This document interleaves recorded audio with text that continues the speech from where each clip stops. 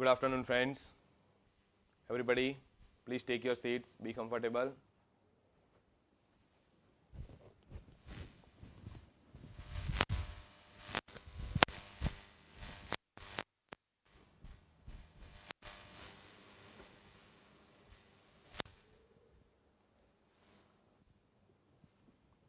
Friend, in last lecture हम लोगों ने फाइनल अकाउंट स्टार्ट किया था. फाइनल अकाउंट्स मैंने ट्रेडिंग अकाउंट एंड पीएनएल के जो एलिमेंट इंपॉर्टेंट थे वो हमने डिस्कस किए थे. कुछ क्वेश्चंस क्लासरूम में किया था. लास्ट में हमने कैपिटल अकाउंट के बारे में डिस्कस किया था और उसके रिलेटेड जो क्वेश्चन नंबर थे, क्वेश्चन नंबर 162, 164, 166 एंड 168 आपको होमवर्क में दिया था. यस, चारों के चारों क्वेश्चन करते हैं one by. I think question 162 में कोई क्वेरी नहीं होगी, बहुत ही सिंपल सा और इजी सा क्वेश्चन है, तो इसमें कोई क्वेरी नहीं है. क्वेश्चन 164, 166 एंड 168 तीनों वन बाय वन डिस्कस करते हैं. Everybody open your spiral, page number 184, question number 164. Friend, question number 164 में इन्फॉर्मेशन दिया है. Opening capital ₹80,000, closing capital 1,20,000, net profit during the year 20,000 and the trader as certain balances. आपको find करना है कि इसमें से कौन सा सही होगा, कौन सा गलत. तो फ्रेंड, यहाँ पे कैपिटल अकाउंट के रिलेटेड इन्फॉर्मेशन दिया है.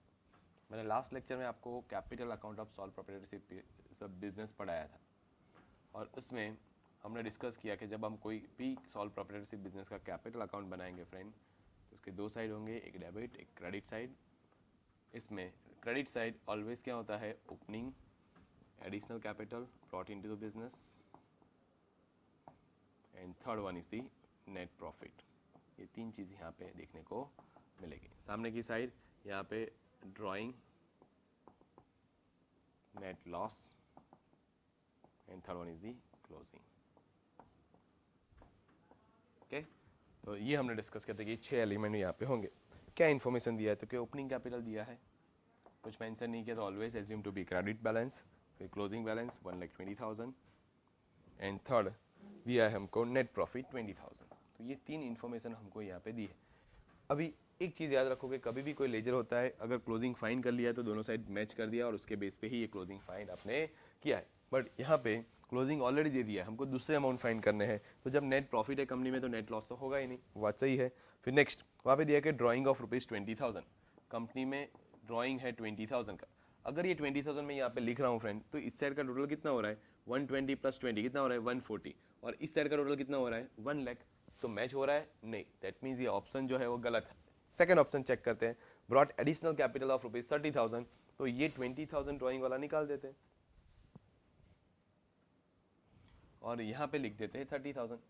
तो इस साइड का टोटल कितना हुआ, 1,30,000, इस साइड का टोटल कितना हुआ, 1,20,000. अभी भी मैच नहीं हो रहा है, मीन्स ये भी गलत है, निकालो इसको. नेक्स्ट, एडिशनल कैपिटल ऑफ ₹40,000, तो इस साइड 40,000 लिखो.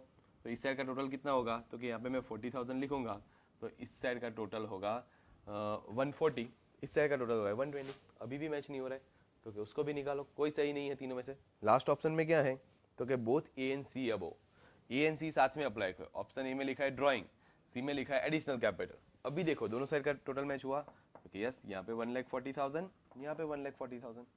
दैट मीन्स ये आंसर आपका सही है. तो क्वेश्चन 164 में option D is the right answer. Okay, उसके बाद क्वेश्चन 166 लिख लो ये फटाफट. फिर क्वेश्चन 166.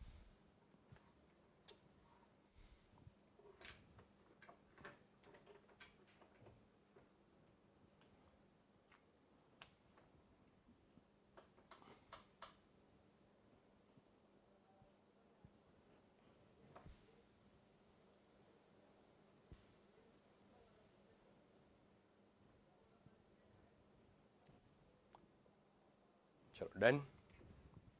Now question 166. क्वेश्चन 166 में कुछ इन्फॉर्मेशन दिया है. लास्ट लाइन में क्या लिखा है, his capital at the end of the year is, means हमको यहाँ पे क्लोजिंग कैपिटल फाइंड करना है क्वेश्चन 166 में. तो फ्रेंड यहाँ पे हम जो भी अमाउंट लिखे थे क्वेश्चन 164 के लिए वो निकाल देते हैं एंड फर्दर कैलकुलेशन करते हैं.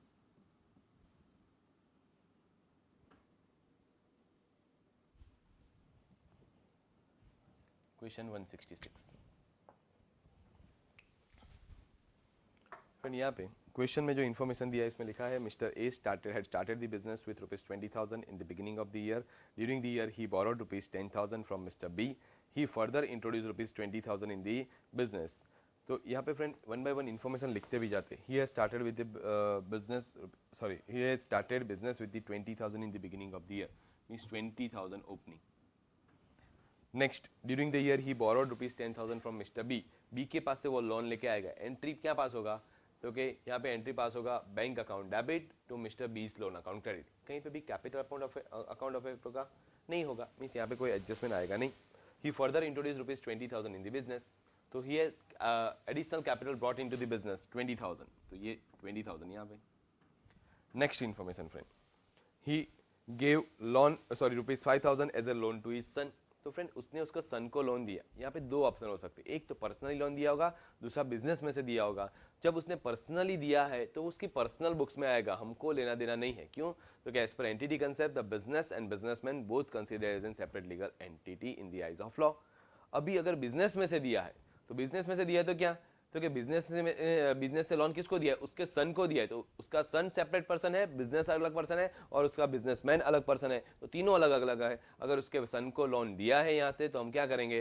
ही sons loan account debit to cash और बैंक अकाउंट क्रेडिट. मीन्स कहीं पे भी कैपिटल अकाउंट तो अफेक्ट होने ही वाला नहीं है, इसलिए ये यहाँ पे आएगा नहीं. Next information friend, goods given away as a charity by him was ₹2,000. तो फ्रेंड यहाँ पे चैरिटी की तौर पे उसने गुड्स दिए. तो हमने लास्ट लेक्चर में डिस्कस किया था कि चैरिटी पे गुड्स दिया, उसका एंट्री क्या? तो कि charity account debit to purchase account credit. कहीं पे भी कैपिटल अकाउंट आएगा नहीं.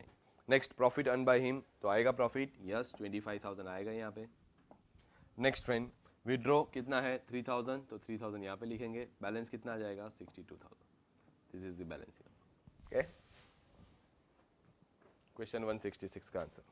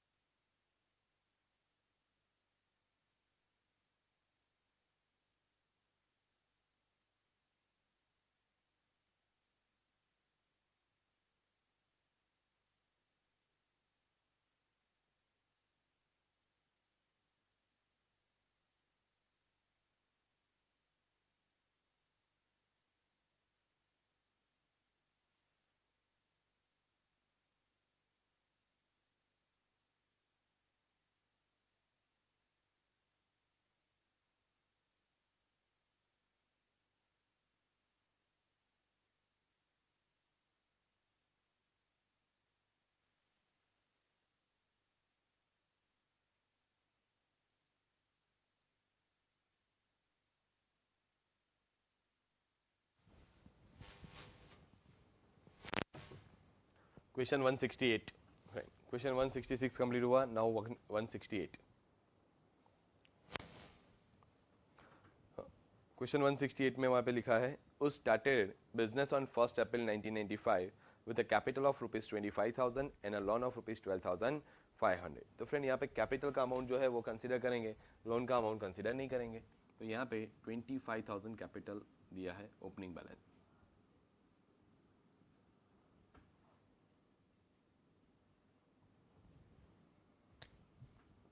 ये 25,000 ओपनिंग कैपिटल दिया है. ओके, नेक्स्ट फ्रेंड इन्फॉर्मेशन दिया है वहाँ पे,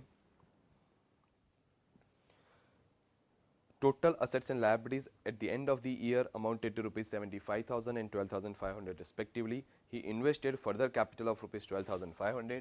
तो additional capital 12,500 है. फ्रेंड फिर वहाँ पे क्या लिखा है, विड्रॉल क्या है, तो कि विड्रॉल है 7,500. Next, during the relevant financial year his closing capital and profit would be respectively. तो हमको दो अमाउंट फाइंड करने के लिए बोला है फ्रेंड, दो अमाउंट फाइंड करने, क्लोजिंग कैपिटल भी फाइंड करना है, नेट प्रॉफिट भी फाइंड करना है. तो मैंने आपको बोला था कि अगर दोनों में से कोई एक अमाउंट होता है तो दूसरा अमाउंट मिल जाएगा, बट दो अमाउंट नहीं है तो हमको क्या करना पड़ेगा, चारों ऑप्शन 1 बाय 1 यहाँ पे अप्लाई करने पड़ेंगे, और कोई भी एक ऑप्शन यहाँ पे अप्लाई होने वाला है और दोनों साइड का टोटल मैच हो जाएगा. अगर इस तरीके से करते तो फर्स्ट ऑप्शन ही वहाँ पे अप्लाई हो जाता है, 32,500 एंड 62,500, हमारा आंसर वहाँ पे मैच हो जाता है. बट फ्रेंड यहाँ पे एक ऑप्शन की जगह पे दो ऑप्शन मैच हो जाते हैं, तो क्या क्या क्वेश्चन में कोई एक्स्ट्रा इन्फॉर्मेशन है जिसके बेस पे हम ये क्लोजिंग कैपिटल या नेट प्रॉफिट फाइंड कर सकते हैं? तो कि यस, एक एक्स्ट्रा इन्फॉर्मेशन हमको दिया है, हमको बैलेंस शीट की इन्फॉर्मेशन दी है फ्रेंड, के असेट्स एंड लायबिलिटीज का टोटल दिया है. देखो बैलेंस शीट में क्या होता है, तो कि बैलेंस शीट में asset side of the balance sheet fix asset होता है, करंट असेट होता है, मिसलेनियस असेट होता है, और अकॉर्डिंगली यहाँ पे एक टोटल अमाउंट आएगा. ये टोटल अमाउंट आपको दे दिया है 75,000. अगर इस साइड टोटल 75,000 है तो इस साइड भी कितना होना चाहिए, 75,000. बट एक्चुअली आपको जो बैलेंस दिया है वो कितना दिया है, 12,500. और ये किसका बैलेंस दिया है, लायबिलिटीज का. तो ये कौन सी लायबिलिटी होगी फ्रेंड, तो क्या आउटसाइडर्स लायबिलिटी होगी. बाकी का जो बैलेंस बचेगा क्या आएगा, कैपिटल अकाउंट. तो यहाँ पे फ्रेंड ये 12,500 हम एज्यूम करेंगे कि आउटसाइडर की लायबिलिटी है, तो कैपिटल अकाउंट का बैलेंस हमको इसके बेस पे मिल जाएगा. यस, तो कि इस साइड का टोटल 75,000 होना चाहिए, 12,500 ये है, तो बैलेंसिंग अमाउंट कितना, 62,500. और ये कौन सा बैलेंस है, क्लोजिंग बैलेंस है. क्यों, तक हमको क्लोजिंग असेट्स एंड लायबिलिटी का इन्फॉर्मेशन दिया है, तो ये मिल गया. जैसे ये मिल जाता है ये मिल जाएगा 32,500. इस तरीके से आंसर फाइंड करना है. Okay, Shimla centre 165 question number जो है उसमें आपका डाउट है, दैट इज एब्सोल्युटली राइट. वो क्वेश्चन गलत है फ्रेंड. वहाँ पे पार्टनरशिप फर्म के बिहाफ में वहाँ पे क्वेश्चन किया है, मीन्स पार्टनरशिप फर्म में interest on capital, interest on drawing जो कंसिडर करते हैं उस तरीके से उसका आंसर वहाँ पे उन्होंने दिया है, but which is absolutely wrong for this chapter. वो गलत क्वेश्चन है.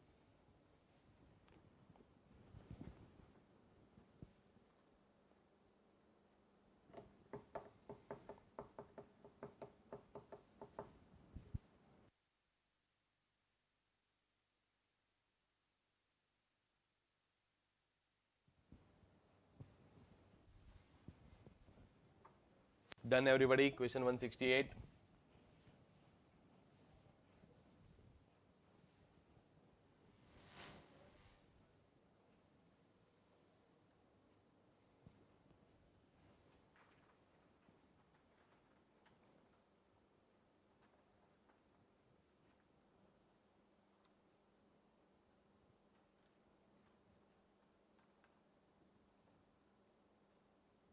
यस, एज पर पार्टनरशिप हम लोगे तो वो सॉल्व हो जाएगा, बट अपने को पार्टनरशिप अकाउंट्स जो है, फाइनल अकाउंट्स, पार्टनरशिप का फाइनल अकाउंट्स यहाँ पे इस चैप्टर में एप्लीकेबल नहीं है, समझे.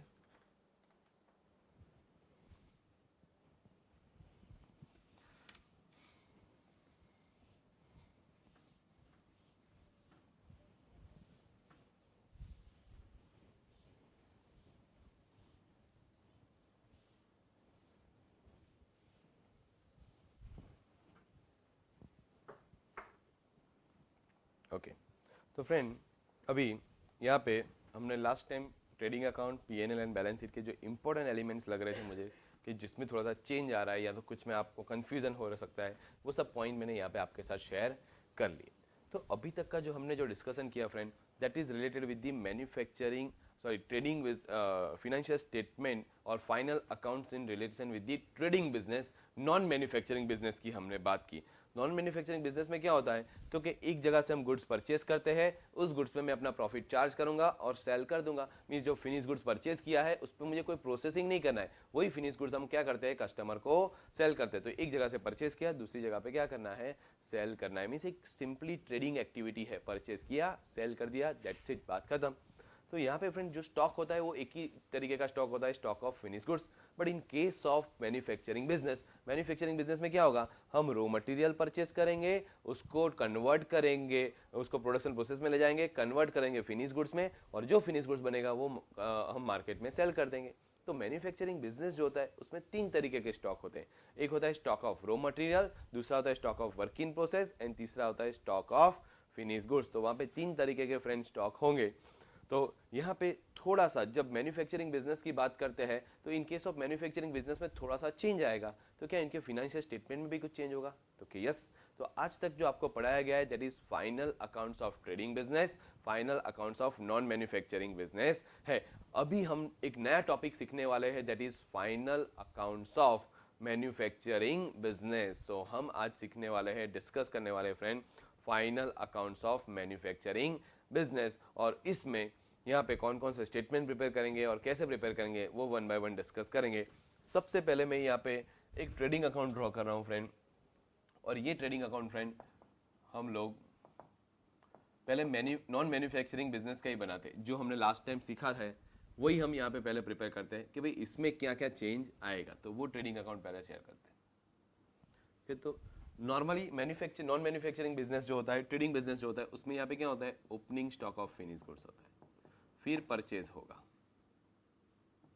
फिर डायरेक्ट एक्सपेंस, उसके बाद सामने की साइड सेल्स एंड यहाँ पे क्लोजिंग स्टॉक। कौन सा क्लोजिंग स्टॉक होगा? Closing stock of finish goods friend. और उसके बाद दोनों साइड टोटल करेंगे, और टोटल करने के बाद हमको मिलेगा ग्रॉस प्रॉफिट और ग्रॉस लॉस। बराबर इस तरीके से प्रिपेयर करते थे friend. Yes. Goods issued for any other purpose आएगा? नहीं आएगा। सिखा दिया सर आपने लास्ट लेक्चर में ही, नहीं आ सकता यहाँ पे। बराबर है, वेरी गुड। ओके, तो ये हम ट्रेडिंग अकाउंट बनाते थे नॉन मैन्युफैक्चरिंग बिजनेस का, ट्रेडिंग बिजनेस का।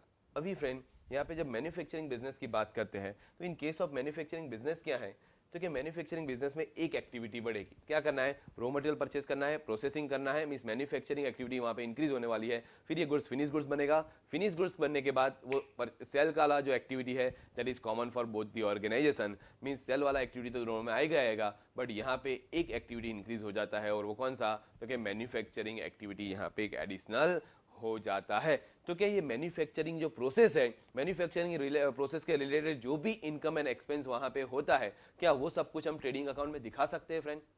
ये opening stock of finish goods जैसे यहाँ पे दिखा है, वैसे ही क्या हम opening stock of raw material या opening stock of working process यहाँ पे दिखा सकते हैं? तो क्या नहीं, गवर्नमेंट हैज प्रोवाइडेड कि manufacturing activities separate, trading activities are separate, तो दोनों के लिए सेपरेट स्टेटमेंट ही बनना चाहिए।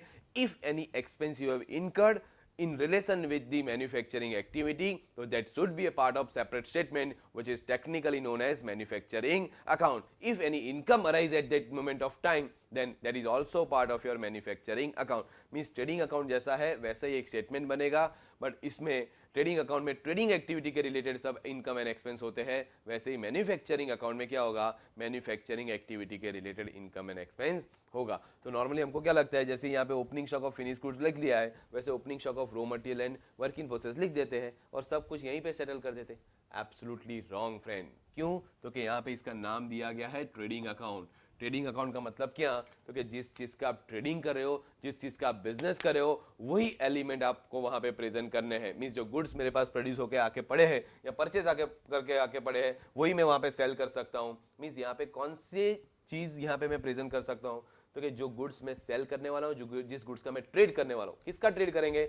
फिनिश गुड्स का। And that's why this trading account includes only those element which are related with the finish good, क्योंकि फिनिश गुड्स का ही हम ट्रेडिंग करेंगे तो उसके रिलेटेड जो एलिमेंट होगा, opening stock of finish good, closing stock of finish good, purchase of finish good, sale of finish goods, direct expense of finish goods, वही यहाँ पे आ सकते हैं, इसके अलावा नहीं। And because of the reason manufacturing activity की प्रोसेस या उसका एक्सपेंस वहां पे आएगा नहीं। And because of that reason friend यहाँ पे ट्रेडिंग एक्टिविटी से पहले, ट्रेडिंग अकाउंट बनाने से पहले एक एक्टिविटी होती है मैन्युफैक्चरिंग एक्टिविटी। ट्रेडिंग एक्टिविटी से पहले एक एक्टिविटी होती है मैन्युफैक्चरिंग एक्टिविटी। एंड इसी रीजन की वजह से ट्रेडिंग अकाउंट से पहले हमको एक स्टेटमेंट प्रिपेयर करना पड़ेगा जिसका नाम है manufacturing account.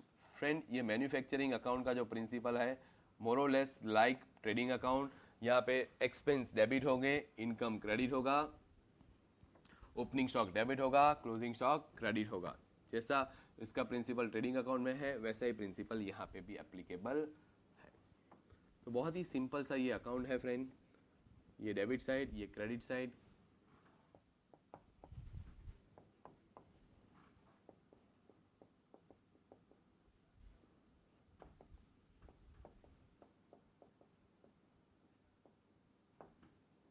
Particulars rupees, particulars rupees, बराबर। तो ये फॉर्मेट के हिसाब से आपको यहाँ पे आंसर फाइंड, इसी फॉर्मेट में आपको यहाँ पे सब एलिमेंट लिखने। अभी जब हम मैन्युफैक्चरिंग बिजनेस की बात करते हैं फ्रेंड, तो कि इन केस ऑफ मैन्युफैक्चरिंग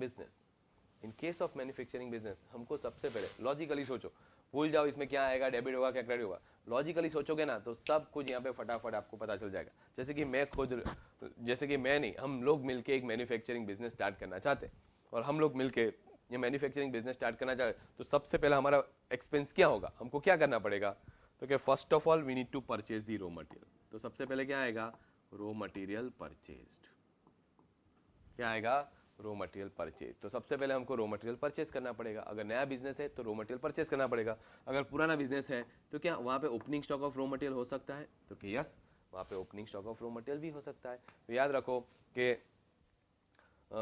पुराना बिजनेस हुआ तो कुछ रॉ मटेरियल आपके पास पड़ा होगा, नया बिजनेस को तो आपको रॉ मटेरियल परचेज करना पड़ेगा। पुराने बिजनेस में भी क्या होगा, जितना पड़ा है उसके अलावा एक्स्ट्रा भी कुछ चाहिए तो वहाँ पे भी रॉ मटेरियल परचेज करना है। तो ये दोनों यहाँ पे आएंगे।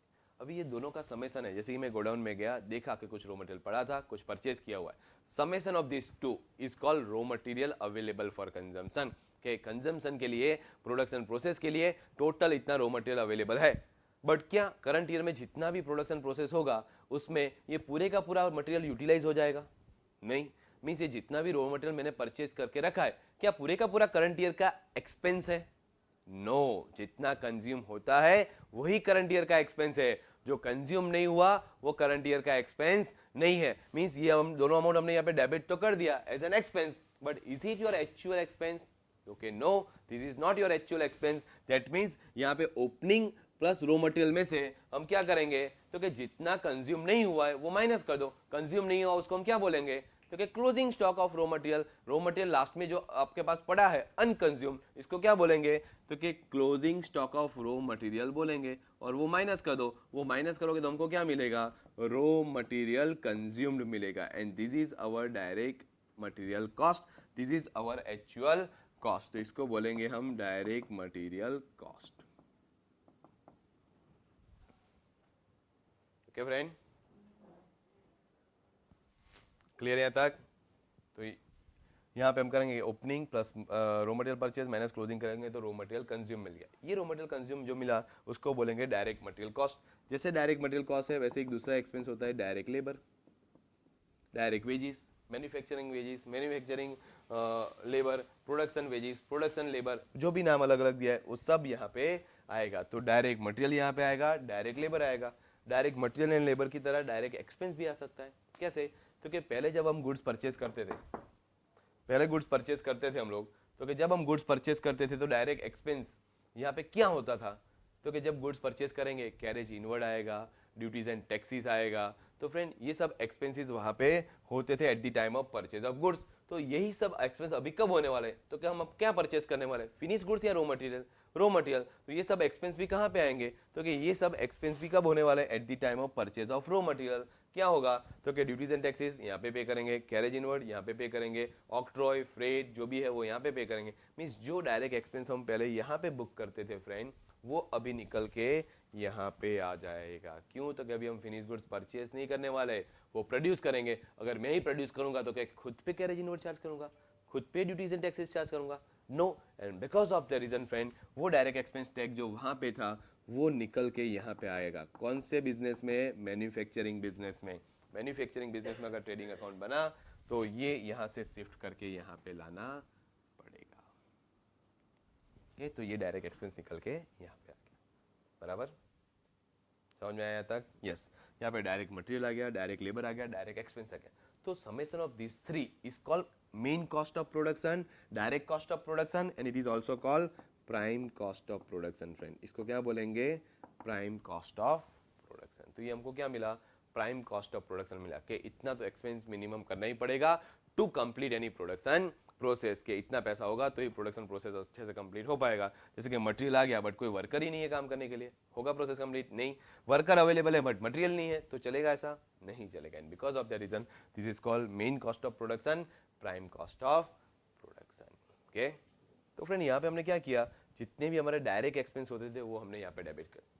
जैसे यहाँ पे डायरेक्ट एक्सपेंस होते हैं वैसे इनडायरेक्ट एक्सपेंस भी होते होंगे, तो कि यस, जैसे कि फैक्ट्री रेंट है, फैक्ट्री इलेक्ट्रिसिटी है, प्रोडक्शन प्रोसेस में जो फ्यूल या लुब्रिकेंट यूज होते हैं वो यहाँ पे आएगा। फिर यहाँ पे royalty given, royalty paid for production आएगा, प्रोडक्शन के लिए हम कोई फॉर्मूला यूज कर रहे हैं तो उसके लिए रॉयल्टी पे करें friend. Depreciation on plant and machinery which is exclusively use for production process, तो वो सब यहाँ पे आएंगे। तो वो सब एक्सपेंसेस यहाँ पे आएंगे विच आर डायरेक्टली रिलेटेड और indirectly related with the manufacturing activity. तो फ्रेंड वो सब एक्सपेंस, इनडायरेक्ट एक्सपेंस को हमको यहाँ पे प्रेजेंट करना है। मैन्युफैक्चरिंग ओवरहेड है, प्रोडक्शन ओवरहेड है, फैक्ट्री ओवरहेड है, अलग अलग नाम के बहुत सारे इनडायरेक्ट एक्सपेंस होंगे which are related with the manufacturing activity and उसको यहाँ पे टेक्निकली बोला जाएगा ओवरहेड। जितने भी ऐसे इनडायरेक्ट एक्सपेंस होंगे उसको हम एज एन ओवरहेड यहाँ पे डेबिट कर देंगे। और जैसे ही ये यहाँ पे डेबिट हो जाएगा, हमारा टोटल डायरेक्ट कॉस्ट आ गया, इनडायरेक्ट कॉस्ट आ गया एंड इन दोनों का समेशन हमको क्या मिलेगा, तो कि total cost of finish goods produce, means जितना गुड्स आपने प्रोड्यूस किया होगा उसका टोटल कॉस्ट आपको मिल जाएगा। मीन्स इस साइड का टोटल हम यहाँ पे एज एन बैलेंसिंग अमाउंट दिखा देंगे, cost of finish goods produce. And friend ये cost of finish goods produce यहाँ पे जो बैलेंसिंग अमाउंट हुआ, मीन्स इस साइड का टोटल किया, इस साइड का टोटल किया, तो यहाँ पे फ्रेंड ये अकाउंट हमको क्या करना पड़ेगा, क्लोज करके ये अमाउंट ट्रांसफर करना पड़ेगा ट्रेडिंग अकाउंट में। क्यों फ्रेंड, तो कि अभी ट्रेडिंग अकाउंट में हम गुड्स परचेज नहीं करने वाले, ये गुड्स हमने मैन्युफैक्चर किया है। कितने में मैन्युफैक्चर किया, तो कि पहले परचेज कॉस्ट आता था, अभी cost of manufacture, cost of production आएगा। मींस यहाँ पे जो भी cost of finish goods produce आया इसको हमको यहाँ पे लाना पड़ेगा और यहाँ पे परचेज वर्ड निकल जाएगा और वहाँ पे क्या आ जाएगा, cost of finish goods produce, और जो भी अमाउंट आएगा वो हमको यहाँ पे प्रेजेंट करना है। ये हमारा कॉस्ट हुआ, उसके सामने सेल्स होगा तो ऑटोमेटिकली हमको ग्रॉस प्रॉफिट वहाँ पे मिल जाएगा। तो this is the second change in case of trading account of manufacturing business. First क्या था, डायरेक्ट एक्सपेंस निकल गया, सेकंड क्या है, cost of finish goods produce आ गया। ओके, यहां तक क्लियर है एवरीबॉडी? यस और नो? लिखो मत, यहां पे ध्यान दो, लिखने के लिए टाइम दूंगा। Everybody concentrate over here. Okay friend, यहाँ पे बेसिक कंसेप्ट हमने डिस्कस किया कि भाई ये सब एक्सपेंस यहाँ पे डेबिट होंगे, ये जो अमाउंट बैलेंसिंग आएगा वो वहाँ पे ले जाएंगे। तो एक चीज़ हमने देखी कि भाई opening stock of raw material and closing stock of raw material आ गया। दूसरी साइड है opening stock of finish goods, closing stock of finish goods वहाँ पे आ गया। बट एक तीसरा एलिमेंट अभी भी रह गया, that is work in process. What about this opening work in process and closing work in process? ये opening work in process and closing work in process का क्या होगा, क्या करेंगे इसका? तो क्या पहले तो समझना पड़ेगा कि what is work in process. Work in process का मतलब क्या, तो कि गुड्स रॉ मटेरियल डिपार्टमेंट से निकल चुके हैं बट अभी तक फिनिश गुड्स डिपार्टमेंट तक पहुंचे नहीं है। तो ऐसा जरूरी नहीं है कि हर एक बिजनेस में 31 मार्च को जितना गुड्स प्रोडक्शन में होगा वो सब कुछ कंप्लीट हो जाएगा। इट मे हैपन कि there are certain goods lying in the process. तो फ्रेंड याद रखो कि जब एक जगह से गुड्स निकला, रॉ मटेरियल से गुड्स निकला, तो क्या हो जाएगा, आपका closing stock of raw material decrease हो जाएगा। यस, अगर आपका ये closing stock of raw material decrease हो जाएगा तो रॉ मटेरियल कंज्यूम क्या हो जाएगा, इंक्रीज हो जाएगा। यस, दैट मीन्स आपका जो क्लोजिंग स्टॉक डिक्रीज हुआ, जो गुड्स प्रोडक्शन प्रोसेस में चला गया है, वो कहाँ पे आ गया अमाउंट, तो कि रॉ मटेरियल कंज्यूम में आ गया। और रॉ मटेरियल कंज्यूम में जो एक्सपेंस यहाँ पे डेबिट हो चुका है वो फाइनली एक्सपेंस कहाँ पे मर्ज हो चुका है, cost of finish goods produce में।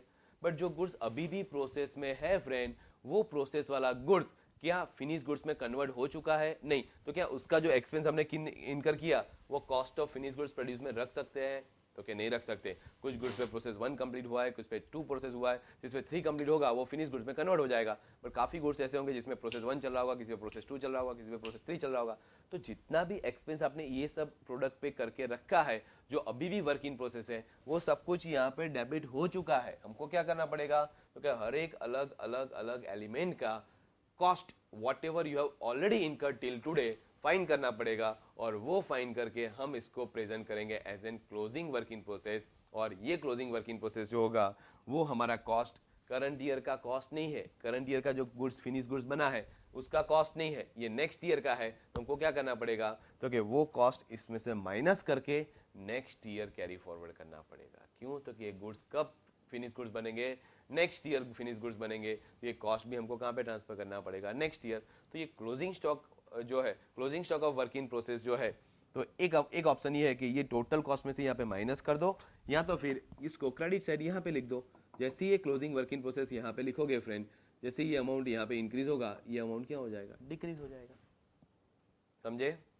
यस। और ये closing work in process next year जाएगा तो क्या हो जाएगा, तो कि भाई इस साल में जो खर्चा किया उसका अमाउंट यहाँ पे है, नेक्स्ट ईयर क्या बन जाएगा, ये ओपनिंग वर्क इन प्रोसेस बन जाएगा, डेबिट हो जाएगा वहाँ पे। और जैसे ही डेबिट हुआ उसके रिलेटेड रिमेनिंग एक्सपेंस जो थे वहाँ पे डेबिट होने ही वाले हैं।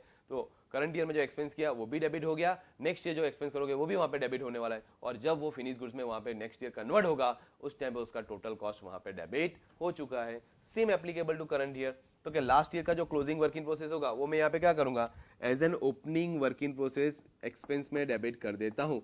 जितना लास्ट ईयर में एक्सपेंस किया था वो आ गया as an opening work in process, बाकी का एक्सपेंस यहाँ पे डेबिट हो गया। मींस हमको क्या मिल गया, क्योंकि last year expense incurred in the last year plus current year दोनों एक्सपेंस हमको मिल गया, और ये गुड्स करंट ईयर में फिनिश गुड्स बन गया है, तो उसका वैल्यू यहाँ पे total cost of finish goods produce में ऐड भी हो गया। और फाइनली ये अमाउंट जो आएगा वो हमको आगे ट्रांसफर करना पड़ेगा, and this is called actual cost of finish goods produced.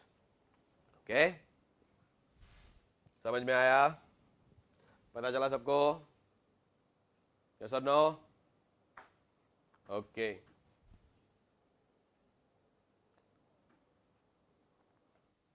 Okay friend, तो यहाँ पे हमने ये सब कंसिडर कर।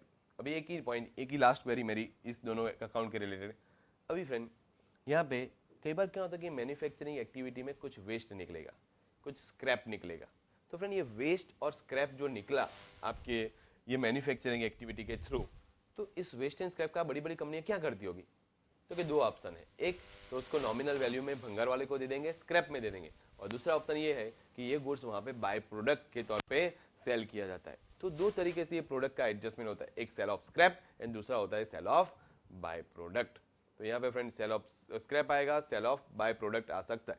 तो जो भी इनकम आपको इनकर होती है whether it is a scrap और बाय प्रोडक्ट, इसको कहाँ पे प्रेजेंट करेंगे? मैन्युफैक्चरिंग अकाउंट में, ट्रेडिंग अकाउंट में, या फिर उसके भी बाद प्रॉफिट एंड लॉस अकाउंट आएगा उसमें? बताओ फ्रेंड कहाँ पे आना चाहिए?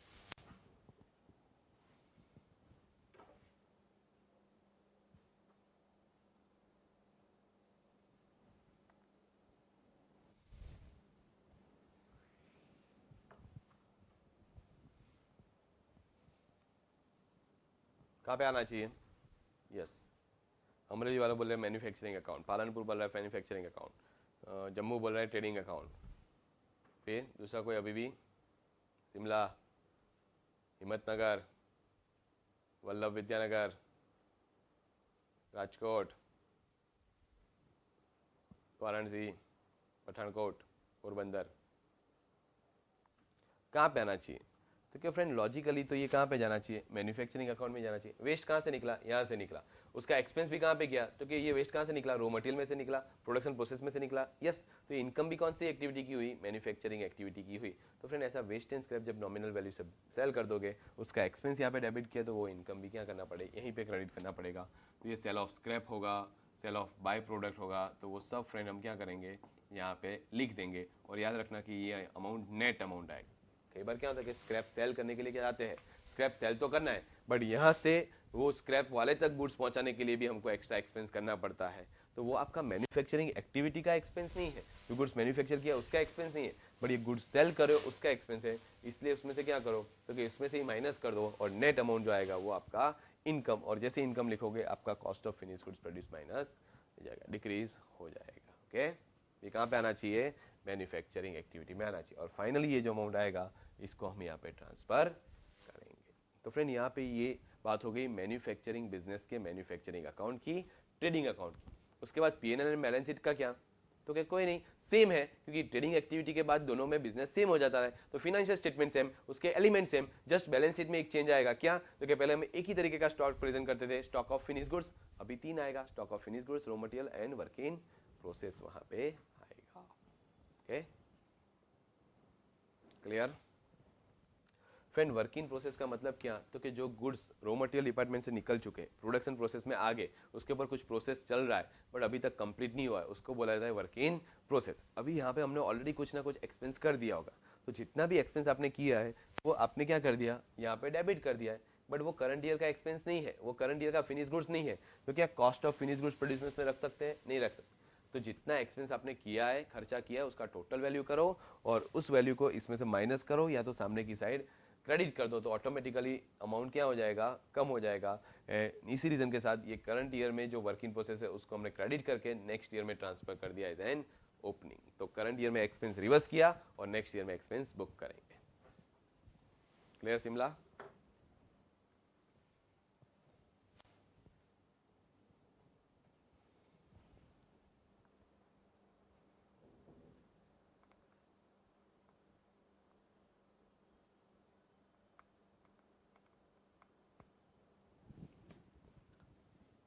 अमरेली सेंटर मैन्युफैक्चरिंग अकाउंट के डेबिट साइड जितने भी मैन्युफैक्चरिंग एक्सपेंस होंगे वो सब आएगा, direct material, direct labour, direct expenses, indirect material, indirect labour, indirect expenses, जो भी आप एक्सपेंस करते हो वेदर इज अ डायरेक्ट और indirect in relation with the manufacturing activity, वो सब कुछ यहाँ पे डेबिट कर देंगे। ओके, चलो क्लियर। अभी फ्रेंड ये दो स्टेटमेंट जो है वो नया है final accounts of manufacturing business में, बाकी सब एक्टिविटी सेम है। तो यहाँ पे ध्यान दो कि ये एक स्टेटमेंट हुआ मैन्युफैक्चरिंग अकाउंट, दूसरा स्टेटमेंट हुआ ट्रेडिंग अकाउंट। जब एग्जाम में आपको पूछेंगे इन दोनों स्टेटमेंट में कुछ भी पूछा जाएगा तो याद रखो कि मोस्टली ये दो स्टेटमेंट के बेस पे ये लोग कितने क्वेश्चन बना सकते हैं, तो कि 6 क्वेश्चन बन सकते हैं, 7th क्वेश्चन यहाँ पे बन ही नहीं सकता। और ये 6 क्वेश्चन में से एक क्वेश्चन मोस्टली पूछते रहते हैं फ्रेंड। तो यहाँ पे ध्यान दो कि ये 6 क्वेश्चन कौन से हैं और ये 6 क्वेश्चन का आंसर कैसे देना है फ्रेंड। तो everybody please concentrate over here कि यहाँ पे कौन कौन से क्वेश्चन यहाँ पे बन सकते हैं। तो ये manufacturing account and trading account के बेस पे मैं ये 6 क्वेश्चन यहाँ पे आपके सामने प्रेजेंट कर रहा हूँ। कोई कुछ लिखेगा नहीं फ्रेंड, यहाँ पे ध्यान दो, लिखोगे तो डबल लिखना पड़ेगा क्योंकि जो फॉर्मेट में यहाँ पे लिखवाऊंगा उसमें बहुत सारे क्वेश्चन करेंगे वाले, क्वेश्चन के आंसर फाइंड करने वाले, तो अभी से लिख के मत रखो, नहीं तो डबल डबल डबल लिखना पड़ेगा। ओके चलो, यहाँ पे फ्रेंड जब भी आप मैन्युफैक्चरिंग बिजनेस स्टार्ट कर, एक लॉजिकल सीक्वेंस है वो याद रखो, ऑटोमेटिकली सब याद रह जाए। जैसे कि मैंने नया मैन्युफैक्चरिंग बिजनेस स्टार्ट किया तो सबसे पहले मैं क्या करूँगा, तो कि रॉ मटेरियल परचेज करूँगा। तो सबसे पहले क्या आना चाहिए, रॉ मटेरियल परचेज। उसके बाद फ्रेंड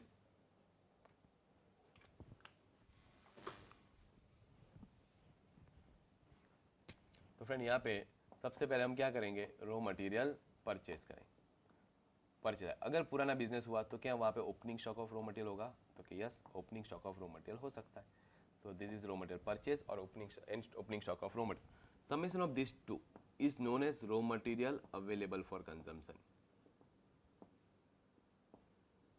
क्या बोला जाएगा उसको, raw material available for consumption, कि इतना आप रॉ मटेरियल कंज्यूम कर सकते हो, इतना अवेलेबल है फॉर कंजम्पशन।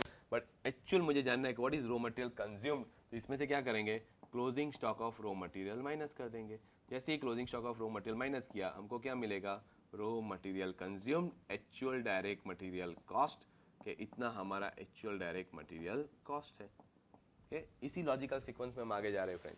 देखो तो हमको यहाँ पे क्या मिल गया, डायरेक्ट मटेरियल कॉस्ट मिल गया। इसमें हमको क्या ऐड करना चाहिए, तो क्या direct wages, direct labour and direct expense add करो।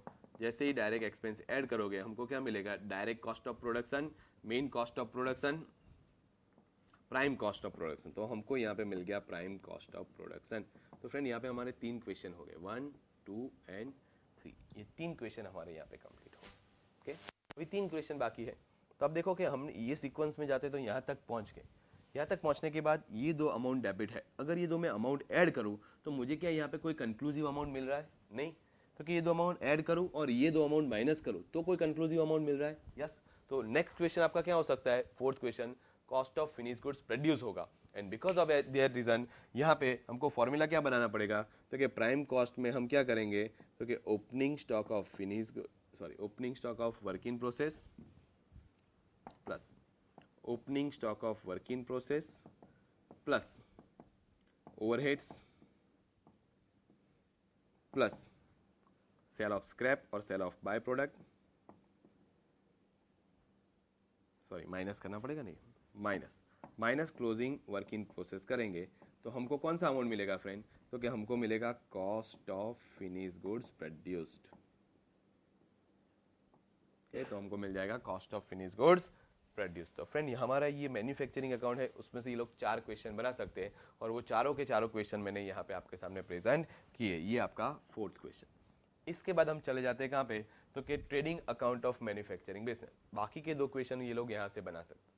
क्या आएगा क्वेश्चन में, ग्रॉस प्रॉफिट पूछेंगे, क्लोजिंग स्टॉक पूछेंगे, नो वो तो बाकी नॉर्मल ट्रेडिंग बिजनेस में भी है, वो यहाँ पे नहीं पूछेंगे, वो तो आप यहाँ पे भी फाइन वहाँ पे भी फाइन कर सकते हो, ग्रॉस प्रॉफिट नहीं आएगा, क्लोजिंग स्टॉक तो इन्वेंटरी चैप्टर में पूछेंगे, यहाँ पे नहीं। तो फ्रेंड यहाँ पे ये लोग क्वेश्चन क्या बना सकते हैं, तो कि दो इंपॉर्टेंट क्वेश्चन यहाँ पे बना सकते हैं, एक तो कि cost of goods sold and दूसरा आएगा cost of goods available for sale. तो ये दोनों फॉर्मूला मैंने आपको पढ़ाया है इन्वेंटरी चैप्टर में। कॉस्ट ऑफ गुड्स सोल्ड का फॉर्मूला क्या, तो कि opening stock plus purchase plus direct expense plus minus closing stock, but ये फॉर्मूला का नाम उन्होंने चेंज कर दिया, formula remain same as it is, नाम चेंज कर दिया क्या, तो कि कॉस्ट ऑफ गुड्स वहां पे था, यहाँ पे cost of finish goods sold है, यहाँ पे कॉस्ट, वहां पे cost of goods available for cell था, यहाँ पे cost of finish goods available for cell. इसका फॉर्मूला क्या, तो कि opening stock plus purchase plus direct expense, but क्या मैन्युफैक्चरिंग बिजनेस में यहाँ पे डायरेक्ट एक्सपेंस होंगे, नो, इसलिए वो डायरेक्ट एक्सपेंस फॉर्मूला में से निकल जाएगा। दूसरा बचा क्या, तो कि ओपनिंग स्टॉक एंड दूसरा क्या आएगा परचेस, बट परचेस की जगह पे वर्ड क्या आ गया यहाँ पे, cost of finish goods produce. ये cost of finish goods produce में अगर मैं opening stock of finish goods add कर दूं तो क्या मिल जाएगा, तो cost of goods available for sale मिल जाएगा। एंड अकॉर्डिंगली फ्रेंड यहाँ पे ये वैल्यू तो हमको ऑलरेडी मिल चुका है, जस्ट मैं इसमें opening stock of finish goods add करूंगा, मुझे क्या मिल जाएगा, तो कि वहां पे मुझे मिल जाएगा cost of finish goods available for sale. और cost of finish goods sold find करना है तो फॉर्मूला क्या है, तो opening plus purchase plus direct expense minus closing stock, but यहाँ पे डायरेक्ट एक्सपेंस है नहीं तो वो निकल गया, परचेस की जगह पे क्या आ गया, cost of finish goods produce आ गया, ओपनिंग ऑलरेडी ऐड हो चुका है, तो इसमें से हम क्या माइनस करेंगे, तो just closing stock of finish goods minus कर देंगे, तो हमको लास्ट में अमाउंट कितना कौन सा मिल जाएगा, तो कि cost of finish goods sold मिल जाएगा। और ये आपका 6th क्वेश्चन, ये 5th क्वेश्चन और ये 6th क्वेश्चन, तो एक ही फॉर्मेट में फ्रेंड ये दोनों स्टेटमेंट आ गए। ओके, और ये दो स्टेटमेंट में से 6 क्वेश्चन में से एक क्वेश्चन आपको पूछ सकते हैं, समझ में आया। इसके बाद P&L एंड बैलेंस शीट दोनों में कॉमन है, तो उसके लिए हमको यहाँ पे आगे बढ़ने की जरूरत नहीं। मीन्स ये फॉर्मेट जो फ्रेंड हमने बनाया ना, ये फॉर्मेट में जितने भी एलिमेंट है वो ट्रेडिंग अकाउंट के हैं, मैन्युफैक्चरिंग अकाउंट के हैं। कोई एक्सपेंस प्रॉफिट एंड लॉस में डेबिट करना है तो यहाँ पे नहीं आएगा। ध्यान रखना कि selling overhead, admin overhead, word लिखा हो जाता है ओवरहेड, बट हमको यहाँ पे कौन सा ओवरहेड कंसीडर करना है, मैन्युफैक्चरिंग ओवरहेड, फैक्ट्री ओवरहेड, या ऐसा दिया है प्रोडक्शन ओवरहेड, तो ही हम यहाँ पे कंसीडर करेंगे, बाकी कंसीडर नहीं करेंगे। ओके, समझ में आया यहाँ तक।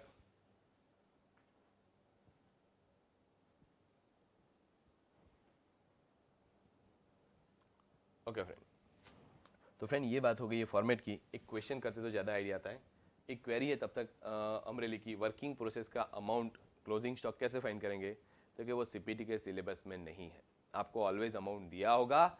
ये वर्किंग प्रोसेस का क्लोजिंग स्टॉक कैसे फाइंड करना है वो आईपीसीसी में पढ़ाया जाएगा, क्योंकि उसके लिए एक्सपर्ट नॉलेज चाहिए। तो ये लोग पहले चेक करेंगे कि भाई आप एक्सपर्ट हो कि नहीं, तो सीपीटी में आपको पास करेंगे, वो पास किया तो ही वो आपको सीखने को मिलेगा, अदरवाइज नहीं। ओके, समझ गए, थैंक यू। तो अभी फ्रेंड एक क्वेश्चन करते हैं, everybody open your spiral, page number 177, question number 124।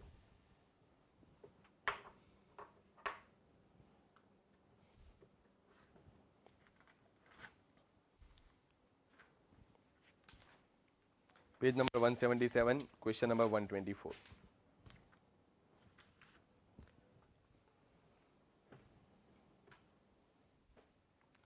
Friend वहाँ पे आपको इन्फॉर्मेशन दिया है क्वेश्चन नंबर 124 में, वो क्वेश्चन 124 नहीं करना है, उसके अंडर में जो इन्फॉर्मेशन दिया है वो हमारे लिए इंपॉर्टेंट है। वहाँ पे लिखा है use the following information for next 6 question, जिसमें हमको इन्फॉर्मेशन दिया है स्टॉक ऑफ रॉ मटेरियल, जिसमें ओपनिंग दिया है, क्लोजिंग दिया है, ओपनिंग 17,000, क्लोजिंग 18,000। फिर नेक्स्ट दिया है हमको opening stock of work in process 11,000, closing 12,000, opening stock of finish goods 42,000, closing 41,000. Then they have provided the extra information during the year. Manufacturing overhead is amounted to rupees 61,000, manufacturing wages 40,000, and purchase of raw material is 92,000. There were no direct expenses. Accordingly, we are required to find out the answer for next question.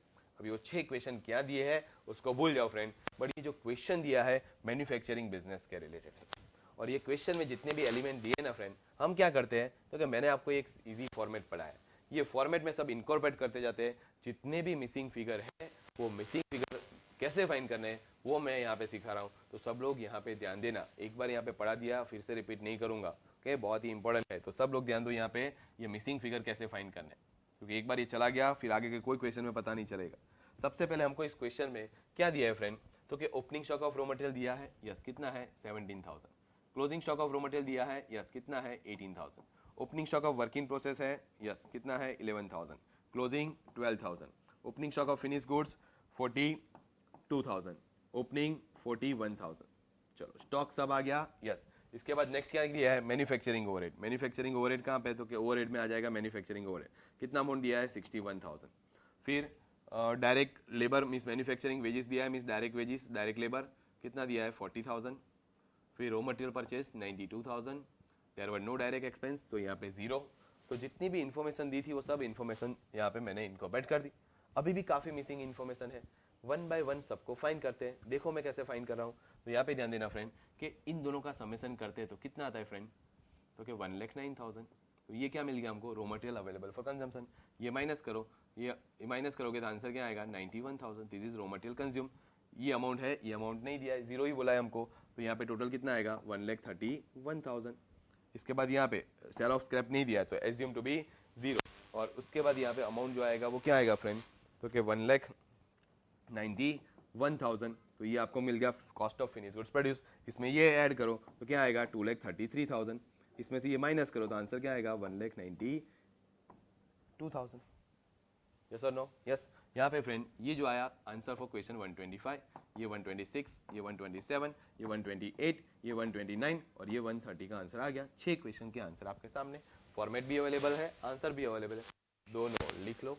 That's the manufacturing account.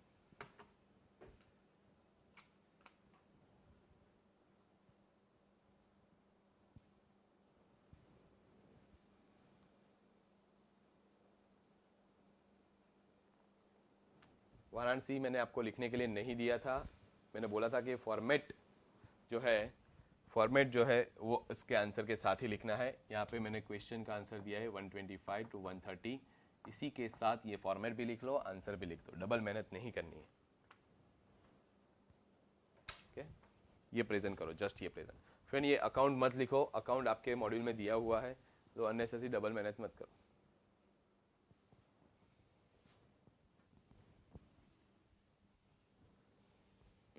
चलो फिर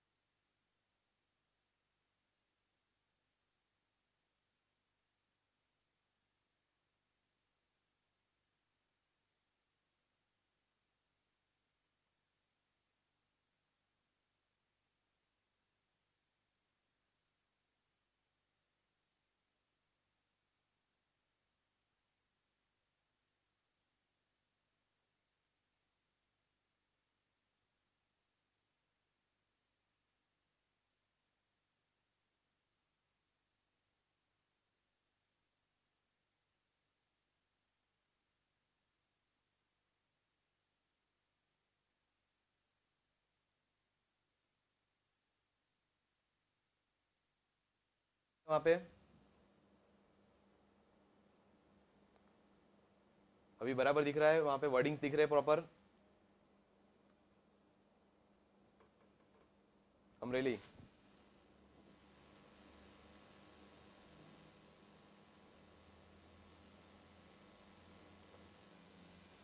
ये जो लिखा है वो दिख रहा है प्रॉपर या नहीं?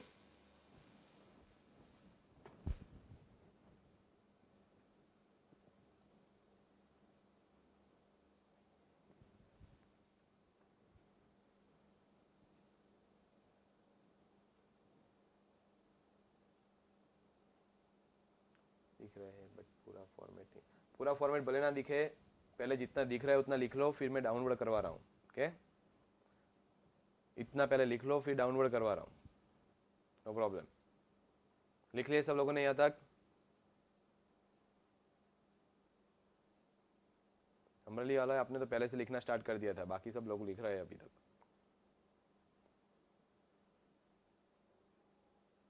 ओके, धीरे से डाउनवर्ड नीचे करो।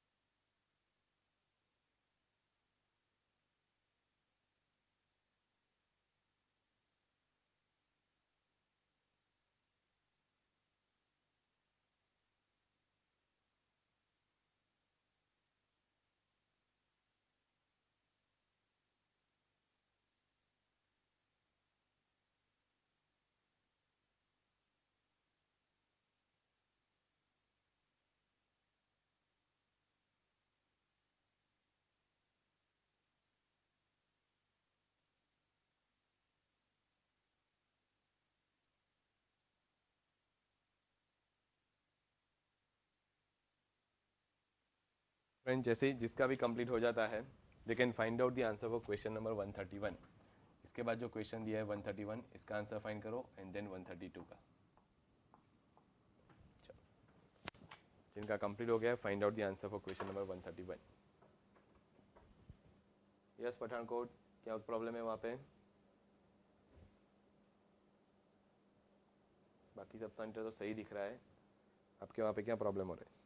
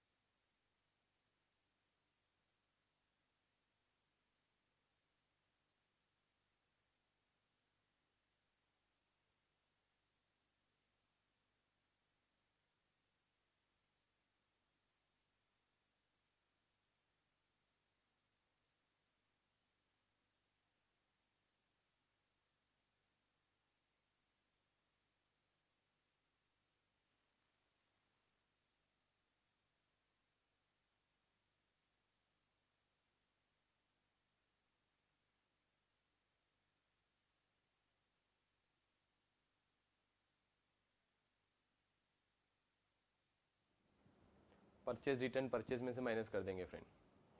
ओवरहेड का मतलब all the indirect expenses. Overhead का मतलब क्या होता है friend? All the indirect expenses friend. देखो क्वेश्चन 131 में आंसर कैसे आएगा देखते हैं friend. In case of question 131 they have provided opening stock of raw material rupees 1 lakh, closing stock of raw material rupees 2 lakh. तो यहाँ पे जितना भी इंफॉर्मेशन मिलता जाता है वो लिखते जाते हैं। ये 1 लाख है, ये 2 लाख है।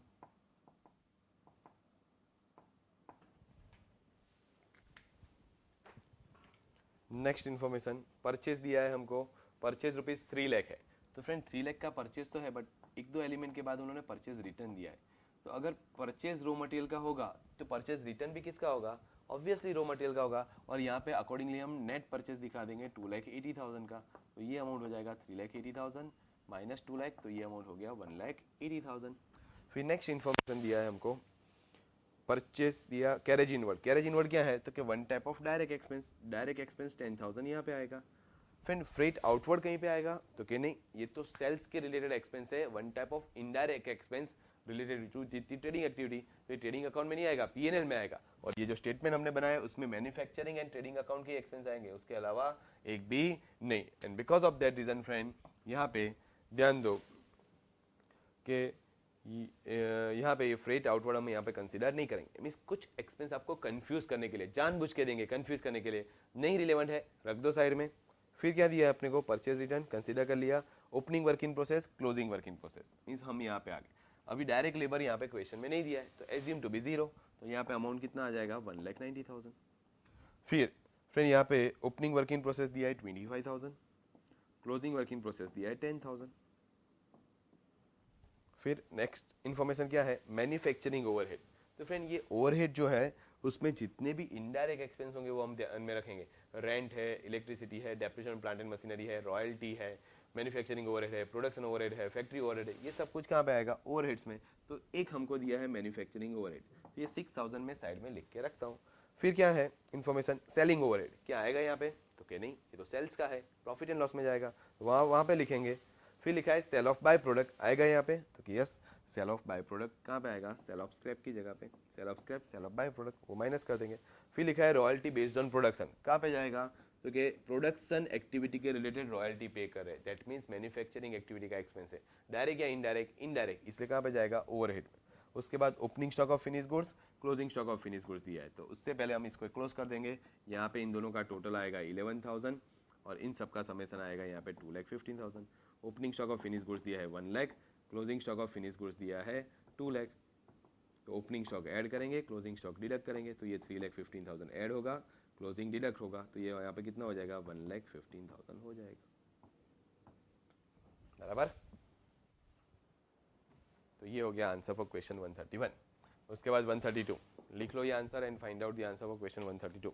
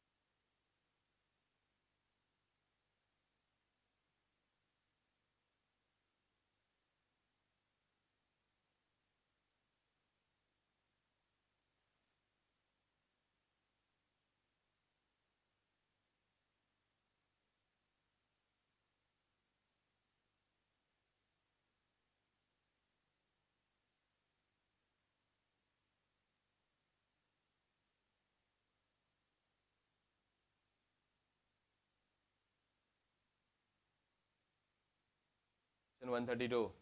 Find out the answer quickly.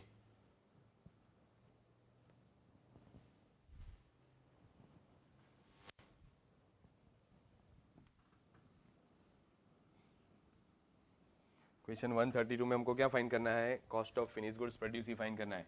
Means friend यहाँ तक ही हमको कैलकुलेशन करना है, उससे आगे नहीं करना है. Okay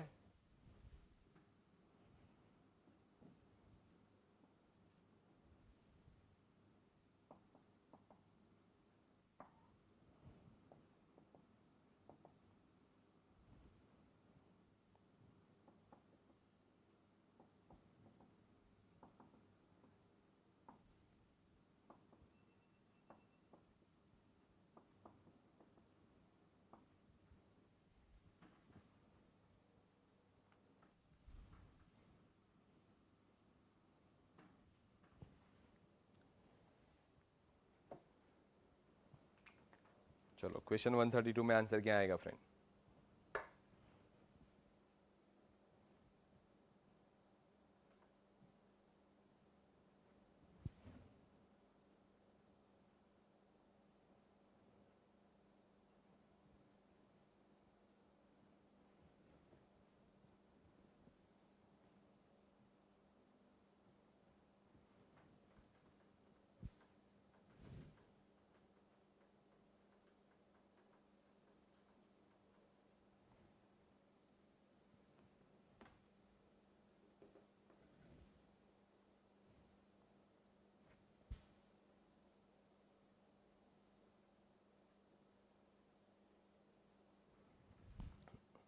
okay let's do question 132. Friend जितने एलिमेंट मुझे आते थे मैंने यहाँ पे लिखे थे. अभी आगे डिस्कशन करते हैं फ्रेंड. तो क्या फ्रेंड यहाँ पे question 132 is more like question 131. Purchase 3 lakh दिया है, परचेज रिटर्न दिया है 20,000, तो नेट परचेज लिख दिया. कैरेज इनवर्ड दिया है, फ्रेट आउटवर्ड कंसीडर नहीं करेंगे, मैन्युफैक्चरिंग ओवरहेड लेंगे, रॉयल्टी लेंगे, सेलिंग ओवरहेड कंसीडर नहीं करेंगे, तो 11,000 ये आ गया, सेल ऑफ स्क्रैप आ गया. तो बाकी सब एलिमेंट आ गए, बट दो जगह पे हमको कन्फ्यूजन क्रिएट करवाया उन्होंने. वहाँ पे वर्ड लिखा है increase in the value of inventory bye rupees 1 lakh and decrease in the value of decrease in the inventory of work in process by rupees 15,000. तो फ्रेंड यहाँ पे ये increase in the value of inventory का मतलब क्या, ये word का interpretation क्या निकलता है? तो कि भाई आपका पहले का जितना स्टॉक था उससे अभी स्टॉक क्या हुआ है, 1 लाख से इंक्रीज हुआ है, ऐसा उनका मानना है. तो पहले वाला स्टॉक कौन सा? तो कि ओपनिंग स्टॉक. क्लोजिंग स्टॉक क्या है? तो कि ओपनिंग स्टॉक के क्लोजिंग स्टॉक की वैल्यू कितने से इंक्रीज हुई है? 1 लाख से इंक्रीज हुई है. सो फ्रेंड यहाँ पे closing stock is increased by rupees 1 lakh than opening stock, and accordingly हमको यहाँ पे कैलकुलेशन करना है. तो यहाँ पे फ्रेंड हमको ओपनिंग स्टॉक का वैल्यू दिया है कहीं पे? नहीं. क्लोजिंग स्टॉक का वैल्यू दिया है? नहीं दिया है. इतना पता है कि भाई क्लोजिंग स्टॉक हमारा जो है ओपनिंग स्टॉक की जो अमाउंट है उससे 1 लाख रुपीज ज्यादा है. तो आंसर कैसे फाइंड करेंगे? तो कि जब कोई वैल्यू नहीं दिया है हमको एजम्पशन लेना पड़ेगा, हेल्प लेनी पड़ेगी. किसकी? मिस्टर 100 की. तो यहाँ पे हम क्या करेंगे? ओपनिंग स्टॉक को एज्यूम करते हैं x, तो क्लोजिंग स्टॉक क्या होगा? तो कि x प्लस 1 लाख. अगर ओपनिंग स्टॉक x अमाउंट है तो क्लोजिंग क्या है? x प्लस 1 लाख है फ्रेंड. और इसी रीजन के साथ यहाँ पे फ्रेंड ये दोनों अमाउंट मैंने लिख लिया. अभी यहाँ पे इन दोनों का टोटल करो, कितना होगा? x plus 2,80,000. अभी इसमें से हमको क्लोजिंग स्टॉक क्या करना होता है? माइनस. जैसे ही ये ब्रैकेट ओपन होगा फ्रेंड, ये नेगेटिव साइड की वजह से ये जो पॉजिटिव अमाउंट होगा वो भी माइनस हो गया और ये भी माइनस हो जाएगा. तो ये दोनों यहाँ पे माइनस हो जाएंगे. तो ये भी माइनस, ये भी माइनस. तो यहाँ पे x निकल जाएगा, 280 माइनस 1 लाख, ये कितना हो जाएगा? 1,80,000. आ गया आंसर? यस. तो कई बार हमको मैथ्स हेल्प कर सकता है. तो जहाँ पे अकाउंट्स नहीं चलेगा वहाँ पे अपना कश्यप सर का मैथ्स चलेगा. तो फ्रेंड यहाँ पे 180 आ गया, ये दोनों अमाउंट भी अवेलेबल है, 190 हो जाएगा. यस. उसके बाद हम अटके कहाँ पे? वर्क इन प्रोसेस पे. वहाँ पे क्या लिखा है? तो decrease in the value of work in process. क्या लिखा है? Decrease in the value of work in process. तो वहाँ पे डिक्रीज दिया, इसका मतलब क्या? तो कि जितना ओपनिंग था उतने से क्लोजिंग स्टॉक कितने से डिक्रीज हुआ है? 15 से. अभी क्या ओपनिंग का वैल्यू पता है? नहीं. तो यहाँ पे एज्यूम करो y. तो यहाँ पे y, तो यहाँ पे क्या आएगा? y minus 15,000. ब्रैकेट के बाद नेगेटिव साइन है, ब्रैकेट ओपन होते ही पॉजिटिव नेगेटिव हो जाएगा और नेगेटिव पॉजिटिव हो जाएगा. तो इस तरीके से यहाँ पे एडजस्टमेंट करेंगे. ये सामने सामने चला गया. आंसर क्या आएगा? 2,15,000. तो this is the answer for question 132. That's it. Clear? Yes और नो?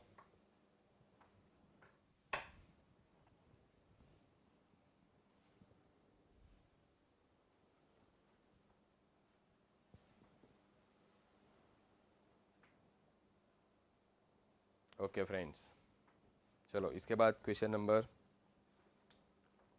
134, 135, 136 तीनों का आंसर फाइंड करो। 134, 135, 136 इजी इक्वेशन है।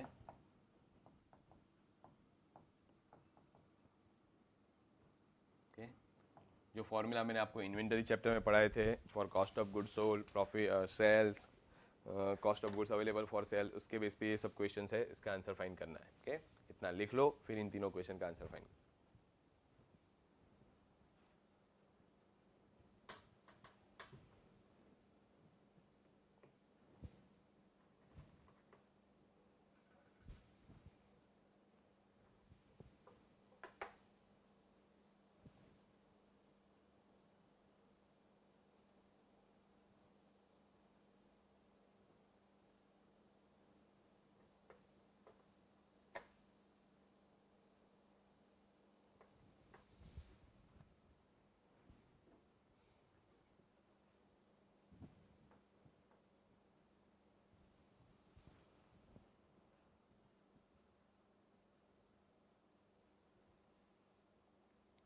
Question number 134, 135, 136।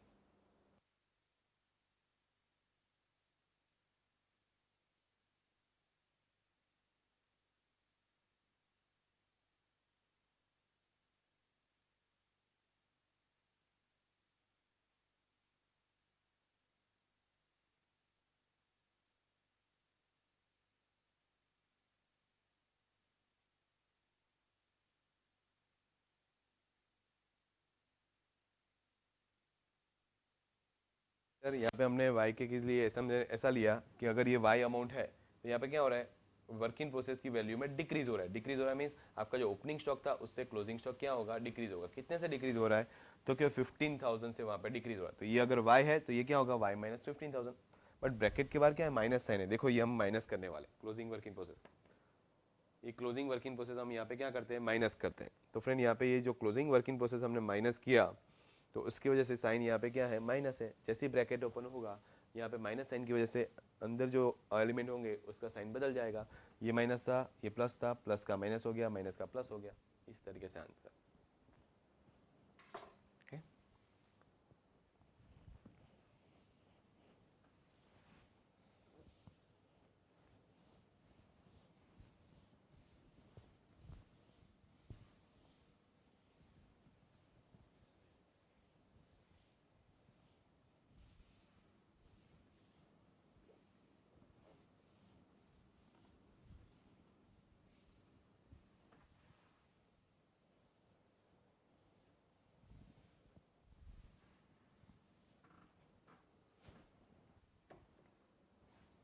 चलो क्वेश्चन 134 का answer.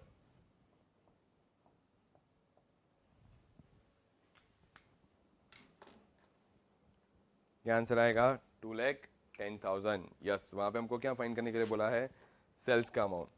What would be the amount of sales when the opening stock is 50,000, purchase 150, wages 20,000, closing stock 40,000 and gross profit is 1/7 of the sales। तो हमको sales पूछा गया। Sales का formula क्या, तो क्या, cost of goods sold plus profit on cost.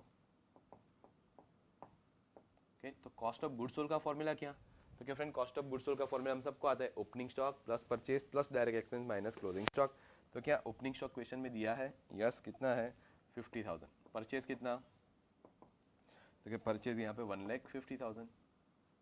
Wages कितने, 20,000 and closing stock कितना, 40,000।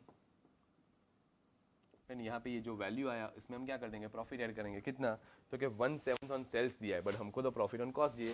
When it is 1/7 on sales, it is 1/6 on profit cost. तो यहाँ पे 1/6 ऐड कर देंगे, तो जो भी अमाउंट यहाँ पे आएगा उसमें 1/6 हमको क्या करना है, ऐड करना है। तो फ्रेंड यहाँ पे 1,80,000 प्लस उसका 1/6, तो आंसर आएगा 2,10,000। This is the answer for question 134। इसके बाद 135।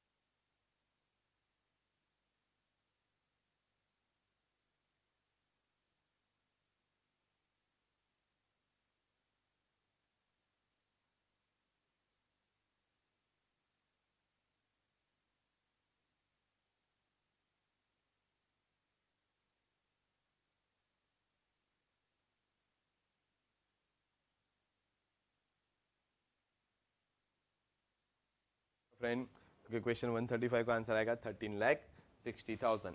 फ्रेंड यहाँ पे cost of goods sold find करना है। उसके दो फॉर्मूला है, एक opening stock plus purchase plus direct expense minus closing stock, और दूसरा फॉर्मूला क्या, sales minus profit on sales. अब इस क्वेश्चन में ओपनिंग स्टॉक दिया है, शायद ओपनिंग स्टॉक दिया है बट परचेस नहीं दिया है, डायरेक्ट एक्सपेंस भी नहीं दिया है, ये ट्रेड एक्सपेंस लिखा है, इसका मतलब सेलिंग एक्सपेंस।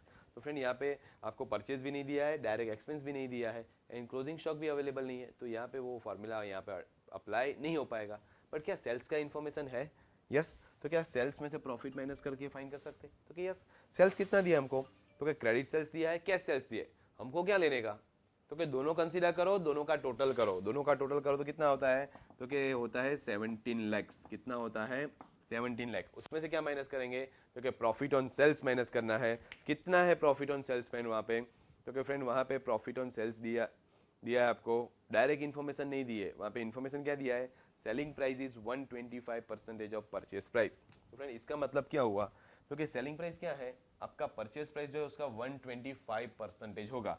सपोज मेरा परचेज प्राइस 100 रुपीज़ है, तो सेलिंग प्राइस कितना होगा, तो कि इसका 125%, तो कितना आएगा फ्रेंड, देखो प्लस नहीं करना है, उसका 125% करना है, तो देखो कितना आएगा 125। इसका मतलब यहाँ पे 100 रुपया मेरा परचेज प्राइस है, तो प्रॉफिट कितना आएगा 25, तो 125 में प्रॉफिट कितना है 25 रुपीज़। तो फ्रेंड यहाँ पे प्रॉफिट ऑन कॉस्ट कितना हुआ, 25% प्रॉफिट ऑन कॉस्ट हुआ, that means 1/4 on cost, that means 1/5 on sales. तो इसमें से क्या करेंगे 1/5, दैट मीन्स 20% माइनस कर दो, आंसर क्या आएगा 13,60,000। ध्यान रखो काफ़ी स्टूडेंट इस 125% को ऐड कर देते हैं एज एन प्रॉफिट। 125% प्रॉफिट नहीं है, 100 का 125% करना है, तो आपको 125 रुपीज़ सेलिंग प्राइस मिलेगा, जिसमें आपका 25 रुपीज़ प्रॉफिट है। ओके चलो उसके बाद क्वेश्चन नंबर 136, यहाँ पे ध्यान दो, क्वेश्चन 136 में, तो क्वेश्चन 136 में क्या पूछा है, तो क्या purchase for the month of July. तो परचेज पूछा है, कौन से फॉर्मूला में परचेज आता है, तो कि एक ही फॉर्मूला में आता है कॉस्ट ऑफ गुड्स सोल्ड के, opening plus purchase plus direct expense minus closing stock. तो फ्रेंड यहाँ पे हमको परचेज फाइंड करने के लिए पूछा है, तो कैसे भी करके मुझे परचेज फाइंड करना पड़ेगा, इसलिए कौन सा इन्फॉर्मेशन चाहिए, ओपनिंग स्टॉक। क्या क्वेश्चन में दिया है जुलाई मंथ का ओपनिंग स्टॉक, तो कि यस 4,34,400 दिया है, परचेज फाइंड करना है, डायरेक्ट एक्सपेंस नहीं दिया है तो assume to be zero, nil. Closing stock, July month का क्लोजिंग स्टॉक दिया है फ्रेंड, तो क्या डायरेक्टली नहीं दिया है, अगस्त का ओपनिंग दिया है, अगस्त का जो ओपनिंग स्टॉक होगा कौन से मंथ का क्लोजिंग होगा, ऑब्वियसली जुलाई का क्लोजिंग होगा। तो फ्रेंड यहाँ पे अगस्त मंथ का ओपनिंग जो है क्लोज, जुलाई मंथ का क्या हो जाएगा क्लोजिंग।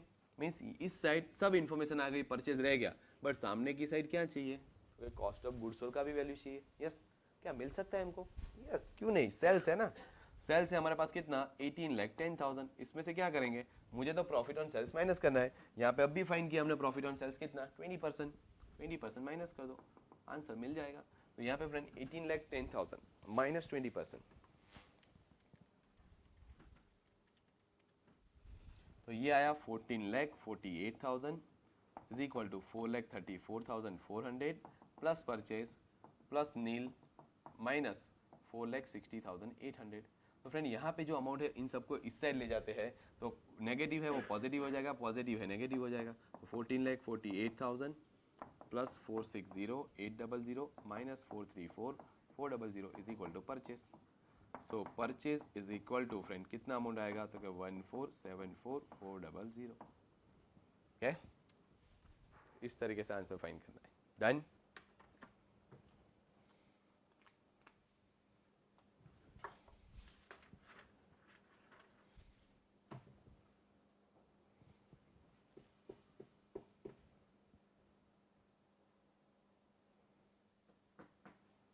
चलो इसके बाद क्वेश्चन 143,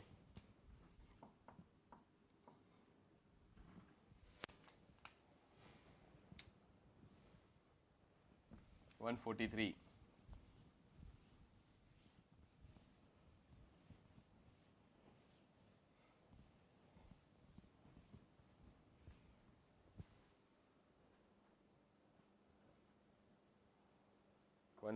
144,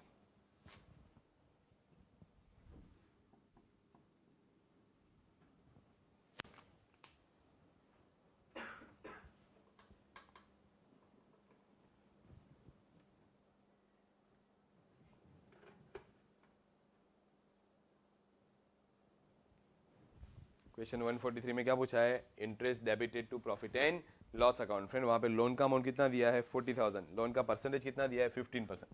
तो फ्रेंड इंटरेस्ट कैसे काउंट करेंगे, तो कि इंटरेस्ट काउंट करेंगे 40,000 मल्टीप्लाई बाय 15%, तो इंटरेस्ट का अमाउंट कितना आ रहा है 6,000। तो फ्रेंड ये आपका इंटरेस्ट का एक्सपेंस हुआ पूरे साल का, बट वहाँ पे दिया है इंटरेस्ट पेड।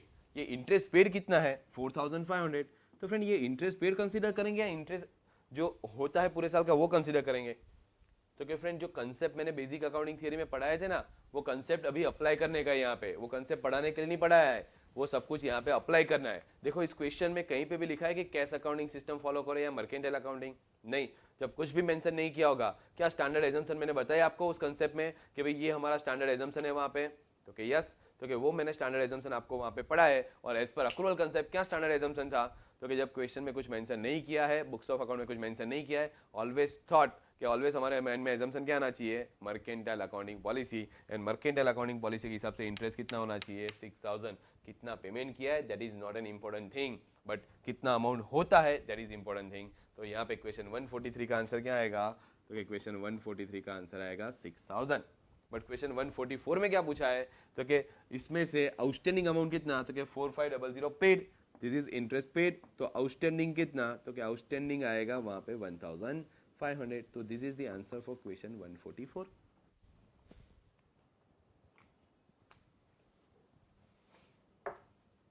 okay? तो फ्रेंड वो कंसेप्ट जो हमने पहले पढ़े हैं वो सब यहाँ पे अप्लाई करने पड़ेंगे। चलो 144 के बाद 145,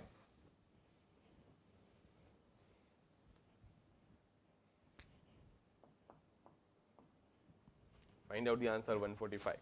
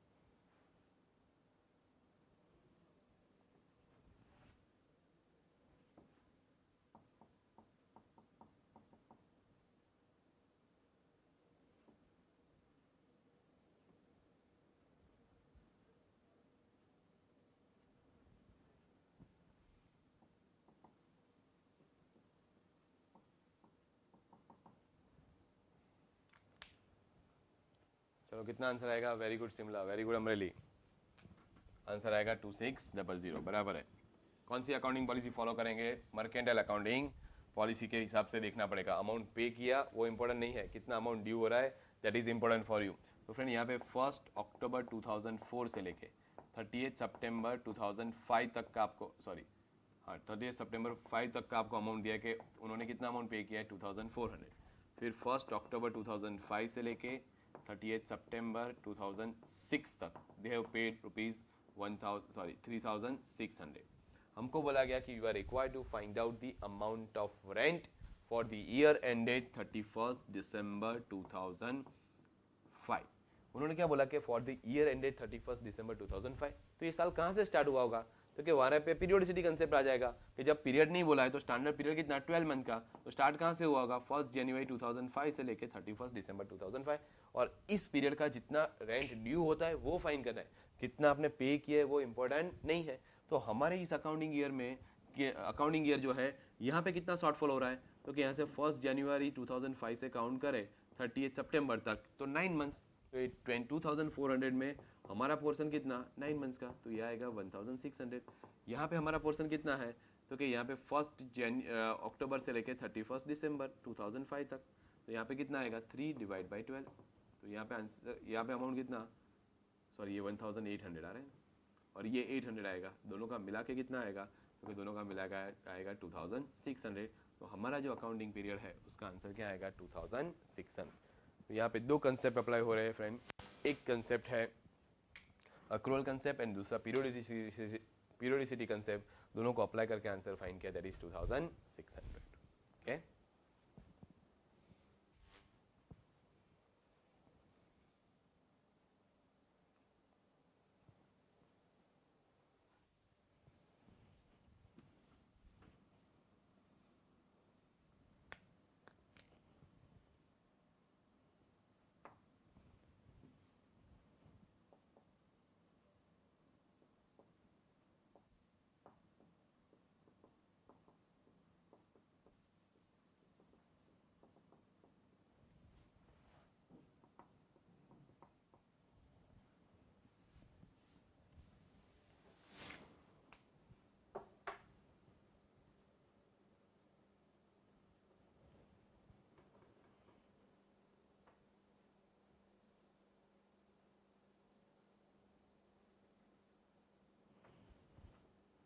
कंप्लीट एवरीबॉडी, लिख लिया 145। अभी आ जाओ यहाँ पे इस साइड। ओके फ्रेंड, एक टॉपिक है जो आप सब लोगों को पढ़ाया गया था 11-12 स्टैंडर्ड में, कमीशन के रिलेटेड पॉइंट है। कमीशन जो होता है, सेल्स मैनेजर को कमीशन दिया जाता है, तो सेल्स मैनेजर को जो कमीशन दिया जाता है दो तरीके से दिया जाता है, एक on profit before charging his commission, second profit on profit after charging his own commission. दोनों का कमीशन एडजस्ट करने के दो अलग अलग टर्म के तौर पे यहाँ पे ये कमीशन पे किया जाता है। तो फ्रेंड ये दोनों कमीशन में क्या कैलकुलेशन सेम होता है, तो क्या नहीं, काफ़ी डिफरेंस आता है, अमाउंट में डिफरेंस आता है, और अमाउंट हमको पे करना है मैनेजर को एज एन एक्सपेंस, तो वहाँ पे बहुत ध्यान रख के कैलकुलेशन किया जाता है। तो फ्रेंड ये दोनों में डिफरेंस क्या है, दोनों में फॉर्मूला क्या होगा, कैसे अमाउंट फाइंड करेंगे, वो हम डिस्कस करते हैं। आपको पहले पढ़ाया गया है, फिर भी एक बार कंसेप्ट क्लियर करवा रहा हूँ, ध्यान दो यहाँ पे। तो फ्रेंड दो तरीके के टर्म होंगे। फॉर एग्जाम्पल, मैंने अपने ऑफिस में एक सेल्स मैनेजर को अपॉइंट किया, उसको मैंने अपॉइंट किया, तेरे को उसको बोला कि तेरे को इतना सैलरी मिलेगा, तो कैसे आप सैलरी तो मुझे मिलेगा ही मिलेगा, बट मेरे को आप कमीशन कितना दोगे, तो किस चीज़ का कमीशन, तो कि सर मैं भी मेहनत कर रहा हूँ पूरा साल, तो आप अपने नेट प्रॉफिट में से थोड़ा सा कमीशन मेरे को दो, तो मुझे काम करने की ज़्यादा इच्छा होगी। बोला ठीक है तेरे को कमीशन दूंगा, 10% कमीशन तेरा। तो उसने तुरंत मुझे पूछा सर 10% कमीशन किस पे, on profit before charging my commission और on profit after charging my commission. तो उसने, मैंने बोला चल तेरे को प्रॉफिट बिफोर चार्जिंग और कमीशन दूंगा। खुश हो गया, काम कर रहा है, पूरे साल अच्छे से काम किया। अभी at the end of the year मैंने अपना नेट प्रॉफिट फाइंड करने के लिए प्रॉफिट एंड लॉस अकाउंट बनाया। मेरी कंपनी में मैंने देखा कि भाई प्रॉफिट एंड लॉस अकाउंट की सिचुएशन कुछ इस तरीके से है। बुक्स में gross profit GP 10 lakh rupees है, इसके सामने इनडायरेक्ट एक्सपेंस कितना है 9 लाख रुपीस, तो नेट प्रॉफिट कितना आएगा, तो कि नेट प्रॉफिट यहाँ पे आएगा फ्रेंड ₹1 लाख। तो ये मेरा नेट प्रॉफिट आया ₹1 लाख। फ्रेंड ये ₹1 लाख जो नेट प्रॉफिट आया friend, is it profit before charging commission और आफ्टर चार्जिंग कमीशन, ये क्या है, प्रॉफिट बिफोर चार्जिंग कमीशन है या आफ्टर चार्जिंग कमीशन, तो क्या बिफोर चार्जिंग कमीशन। अभी तक हमने कमीशन चार्ज नहीं किया है, तो मैं क्या करूंगा, इसके ऊपर 10% अप्लाई करूंगा, और 10% अप्लाई किया तो अमाउंट कितना आया 10,000, तो ये 10,000 कमीशन उसको मैं पे कर दूंगा। और जैसे ही ये 10,000 कमीशन फ्रेंड हम उसको पे कर देंगे, हमारा यह प्रॉफिट रिड्यूस होकर कितना हो जाएगा 90,000 हो जाएगा। तो आप देखो फ्रेंड यहाँ पे ये अमाउंट 90,000 हो गया। ये प्रॉफिट कौन सा आया, तो कि this is called profit after commission. अब कभी भी कोई कंपनी का मैं ऑडिट करने जाता हूँ और मैं उसको बोलूँगा भाई तुमने कमीशन कौन से बेस पे दिया, तो वो मुझे बोलेगा कि profit on before charging, on profit before charging commission दे रहा है। तो मैं क्या करूँगा, तो कि जो नेट प्रॉफिट है कमीशन चार्ज करने के बाद का है, तो ये प्रॉफिट में मैं कमीशन ऐड कर दूंगा तो मुझे क्या मिल जाएगा, प्रॉफिट बिफोर कमीशन, और उसके ऊपर ये 10% अप्लाई करके चेक कर दूंगा कि भाई ये 1 लाख जो है, इस 1 लाख पे 10% अप्लाई करो, 10 डिवाइड बाय 100, क्या 10,000 मैच हो रहा है, तो यस वहाँ पे इजीली रिकंसाइल हो जाएगा। मीन्स यहाँ पे इस टर्म के अंदर में कमीशन का फॉर्मूला क्या बनेगा, तो क्या कमीशन का फॉर्मूला यहाँ पे बनेगा प्रॉफिट बिफोर कमीशन, ये 1 लाख जो है वो क्या था, प्रॉफिट बिफोर कमीशन था, multiply by commission rate upon 100, तो ये वहां पे हमारा फॉर्मूला बन जाएगा for commission on profit before charging commission. तो ये बहुत इजी टर्म है, इजी है, या समझ में आ गया हमारे, कोई प्रॉब्लम नहीं है। बट जो इंपॉर्टेंट है वो सेकंड वाला है। सपोज मैंने उसको टर्म दिया है कि 10% ऑन प्रॉफिट आफ्टर चार्जिंग और कमीशन, उसने बोला कोई बात नहीं सर, कमीशन दो वो इंपॉर्टेंट है, आप आफ्टर या बिफोर लिखो, मुझे क्या फ़र्क पड़ता है, मुझे तो कमीशन मिलने वाला है, ठीक है। अभी प्रॉफिट आफ्टर कमीशन कैसे अप्लाई करेंगे, तो कि भाई हमारे पास प्रॉफिट आफ्टर कमीशन कितना है 90,000, उसका 10% करो तो यहाँ पे अमाउंट कितना आएगा फ्रेंड 9,000, तो मुझे उसको कमीशन कितना देना है 9,000। जैसे ही फ्रेंड मैं ये 9,000 यहाँ पे करूंगा ना, तो ये अमाउंट यहाँ पे चेंज हो रहा है 91,000, उसका 10% करो तो ये 9100 हो जाए, ये 9100 हुआ तो यहाँ पे 9100 होगा, तो फिर यहाँ पे 9090 हो जाए। मीन्स फ्रेंड यहाँ पे जब कमीशन मुझे फाइंड करना है तो it is depends on profit after commission. But profit after commission क्या बोलेगा, भाई पहले कमीशन का अमाउंट दो, कमीशन क्या बोलेगा पहले प्रॉफिट का अमाउंट दो, प्रॉफिट क्या बोलेगा पहले कमीशन का अमाउंट दो। मीन्स दोनों सामने सामने झगड़ने लगेंगे और दोनों का अमाउंट एक दूसरे पे डिपेंडेंट है। दैट मीन्स हमको यहाँ पे दूसरा कोई रास्ता अपनाना पड़ेगा to find out the commission. कैसे, तो कि भाई एक चीज कंफर्म है कि सपोज मुझे आपकी कंपनी को 10 रुपया 10% मीन्स 10 रुपया कमीशन देना है, तो ये 10 रुपया कमीशन कौन सी टर्म में देना है, प्रॉफिट आफ्टर कमीशन पे। तो आपको 10 रुपया दूं, उसके बाद मेरे पॉकेट में कितना रहना चाहिए, तो दोनों अमाउंट रिकंसाइल हो जाएगा। तो कि मेरे पॉकेट में 100 रुपया रहना चाहिए, कितना रहना चाहिए 100 रुपया। आपको कमीशन देने के बाद मेरे पास कितना रहना चाहिए 100 रुपया, तो ये मेरा क्या हुआ प्रॉफिट आफ्टर कमीशन। आपको कमीशन कितना दिया 10 रुपया, तो जब आपको कमीशन मैंने 10 रुपीज दे दिया तो प्रॉफिट आफ्टर कमीशन कितना बचा 100, तो पहले से मेरे पॉकेट में कितने होंगे 110। अब ये 110 रुपीज जो मेरे पॉकेट में होंगे उसको डायरेक्टली हमको डिवाइड करना है कौन से रेशियो में, तो कि 100:10 के रेशियो में मैं डिवाइड करूंगा, तो 100 रुपीज मेरा कमीशन, 10 रुपीज आपका, सॉरी 100 रुपीज मेरा प्रॉफिट आफ्टर कमीशन और 10 रुपीज आपका कमीशन आपको मिल जाएगा। सपोज ये 110 की जगह पे 1,10,000 रुपया होता और कमीशन का टर्म क्या है, तो क्या 10% ऑन प्रॉफिट आफ्टर कमीशन। तो उस सिचुएशन में क्या होगा, तो कि यही रेशियो में डिवाइड करो, फाइन करो कैसे, तो कि भाई 1,10,000 जो है मल्टीप्लाई बाय मैं क्या करूंगा 10 डिवाइड बाय क्या होगा, तो कि ये एलसीएम कर रहे, ये रेशियो है 100:10 का, तो यहाँ पे डिवाइड बाय क्या करना पड़ेगा 110, तो आंसर क्या आएगा 10,000। तो फ्रेंड पहले 10 रुपीज आ रहा था, अभी 10,000 मैं आपको दे रहा हूं, मेरे पास कितना बचेगा 1 लाख रुपया। 1 लाख रुपीज मल्टीप्लाई बाय 10% करूंगा, क्या आपका अमाउंट रिकंसाइल हो रहा है, ओके यस। तो फ्रेंड यहाँ पे जो अमाउंट होता है before charging your commission, means ये कौन सा है प्रॉफिट बिफोर कमीशन जो है उसको कौन से रेशियो में डिवाइड करेगा, तो क्या 100:10 के रेशियो में डिवाइड करना पड़ेगा। तो फ्रेंड यहाँ पे हमारा प्रॉफिट 1,10,000 नहीं है, बट इसकी जगह पे 1 लाख है। प्रॉफिट बिफोर कमीशन जो हमारी सिचुएशन यहाँ पे थी, कितना है प्रॉफिट बिफोर कमीशन 1 लाख है, तो 1 लाख को मुझे डिवाइड करना है दो पार्ट में, कमीशन और मेन अमाउंट में। तो कैसे करेंगे, तो क्या 1 lakh multiply by 10 divide by क्या आएगा 110। फ्रेंड यहाँ पे एलसीएम वाला कंसेप्ट आएगा, लसा करके आता था ना एलसीएम, वो कंसेप्ट आपको अप्लाई करके आंसर फाइंड करना है। तो इस तरीके से ये अमाउंट कितना आएगा 1,90,91 आएगा, कितना आएगा 9091। देखो फ्रेंड ये 9091 जो अमाउंट आया फ्रेंड, ये 9091 अमाउंट में यहाँ पे लिखता हूं, तो यहाँ पे फ्रेंड ये अमाउंट कितना हो जाएगा, तो जैसे ही ये 9091 लिखूंगा ना, यहाँ पे अमाउंट हो जाएगा 90909। अगर इसका मैं डायरेक्टली 10% अप्लाई करूंगा ना, तो अमाउंट कितना आएगा 9091। हो गया ये अमाउंट मैच, यस हो गया, ओके समझ में आया, पता चला, तो कि यस। तो कि यहाँ पे क्या होता है कि डिवाइड बाय 100 होता है, बट वहाँ पे क्या हो जाता है 110। देखो दोनों में कैलकुलेशन सेम, 1 लाख 1 लाख, यहाँ पे 1 लाख है, यहाँ पे भी 1 लाख है, यहाँ पे 10 है, यहाँ पे भी 10 है, यहाँ पे 100 है, बट यहाँ पे क्या है 110।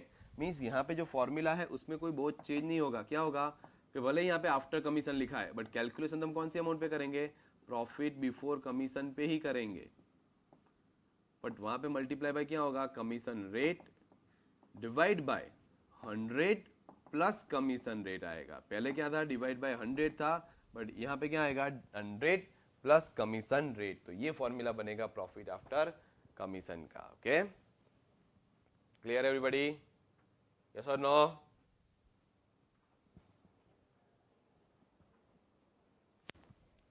फ्रेंड यहाँ पे जो कमीशन होता है आफ्टर कमीशन जो हुआ तो हमारी पॉकेट में जो अमाउंट होगा इंक्लूसिव ऑफ कमीशन होगा, और इंक्लूसिव ऑफ कमीशन है तो दो पार्ट में बेचना है तो कैसे बेचेंगे, तो क्या सिंपल रेशियो, कितना कमीशन देना है 10 रुपीज़, तो बचेगा कितना 100, तो जो भी अमाउंट होगा उसको 110 के रेशियो में हम अपोर्शन कर देंगे, that is called profit after commission. Formula याद नहीं रहता है कोई बात नहीं, हम डायरेक्टली रेशियो में अपोर्शन कर देंगे। सपोज यहाँ पे ये मिस्टर एक्स है जिसको मुझे कमीशन देना है, अभी मिस्टर वाई को भी मैंने अपॉइंट किया है, उसको बोला, उसने बोला मेरे को 5% कमीशन दो, तो मैंने बोला तुम दोनों को कमीशन दूंगा but after charging your both commission, तुम दोनों का जो कमीशन है चार्ज करने के बाद जो प्रॉफिट बचेगा उस पर मैं कमीशन दूंगा। दैट मीन्स अभी there are 3 parties to the contract, एक मैं, एक मिस्टर एक्स, दूसरा मिस्टर वाई, तो मेरे पॉकेट में तीनों का मिला के कितना होना चाहिए, तो क्या मिस्टर एक्स को 10 रुपया देना है, मिस्टर वाई को 5 रुपीज़ देना है और मेरा 100 बचना चाहिए, तो तीनों का मिला के कितना होना चाहिए 115। तो यहाँ पे फ्रेंड 115 हो गया टोटल, इसको कौन से रेशियो में देना है 100:10:5। तो जब मैं मिस्टर वाई का कमीशन फाइन करूंगा तो कैसे करेंगे, तो क्या 1 लाख मल्टीप्लाई बाय उसका कमीशन रेट 5 है divide by 100 plus commission rate. देखो यहाँ पे फॉर्मूला में क्या लिखा है, कमीशन रेट लिखा है, तो मैं वहां पे 5 ऐड करूं या 15, तो याद रखना है एलसीएम कंसेप्ट है, यहाँ पे तीनों का बेस लेना है, तीनों के बीच में डिस्ट्रीब्यूट करना है, तो क्या आएगा 115 आएगा, मीन्स यहाँ पे 15 आएगा और अकॉर्डिंगली यहाँ पे आपको अमाउंट मिलेगा 14321 ऐसा कुछ अमाउंट वहां पे आएगा फ्रेंड। सो फ्रेंड ध्यान रखना कि यहाँ पे कमीशन रेट दोनों सेम नहीं है, ये जो कमीशन रेट आपको दिया है that is individual commission rate और ये जो दिया है that is total commission rate. कौन सा दिया है, टोटल कमीशन रेट। तो ध्यान रखना है कि डिनोमिनेटर में टोटल आएगा, न्यूमरेटर में इंडिविजुअल, जिसका फाइन करना है उसका ही कंसीडर करेंगे और यहाँ पे टोटल कंसीडर करना पड़ेगा तो ही राइट आंसर मिलेगा। ओके चलो, तो फ्रेंड ये जो कंसेप्ट हमने डिस्कस किया इसके बेस पे find out the answer for question number 146, 147 and 148। Formula लिखना है तो लिख लो, बाकी इजी फॉर्मूला है, आपको कंसेप्ट पढ़ा हुआ है 11th-12th में, अकॉर्डिंगली आंसर फाइंड करो 146, 147, 148।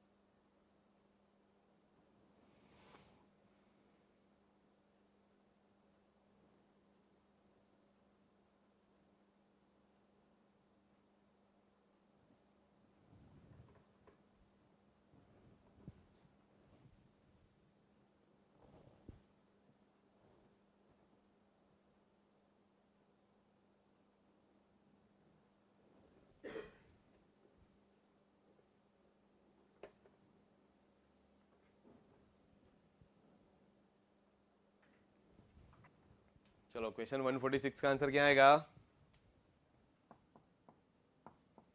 146 का आंसर फर्स्ट फॉर्मूला के हिसाब से आएगा, commission is equal to 8400 multiply by 5%। Anshul का रोल नंबर आया भाई 420।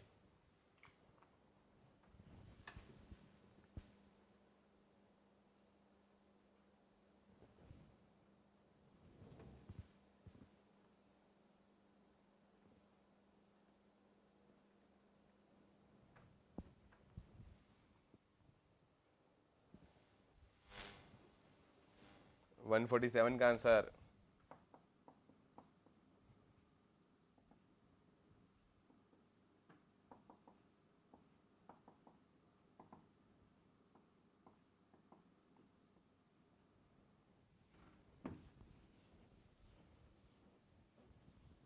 चलो 147 का आंसर क्या आएगा 43.5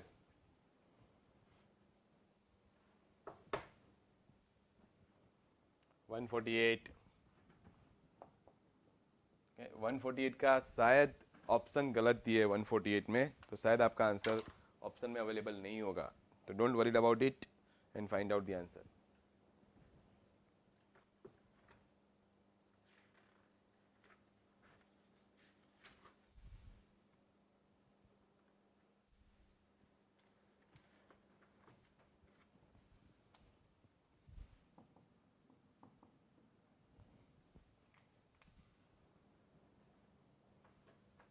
यस ये 326 के आसपास आंसर आना चाहिए है 148 का।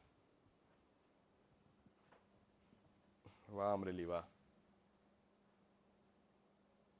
चलो कितने लोगों को 326 आंसर मिल रहा है बताओ।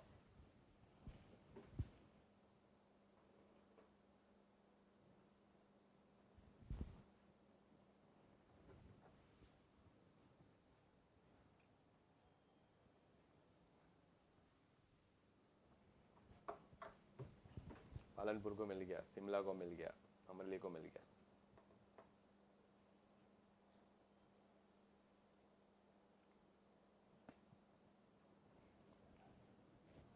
बाकी किसी को हिम्मतनगर पोरबंदर कहाँ पे हो आज? पठानकोट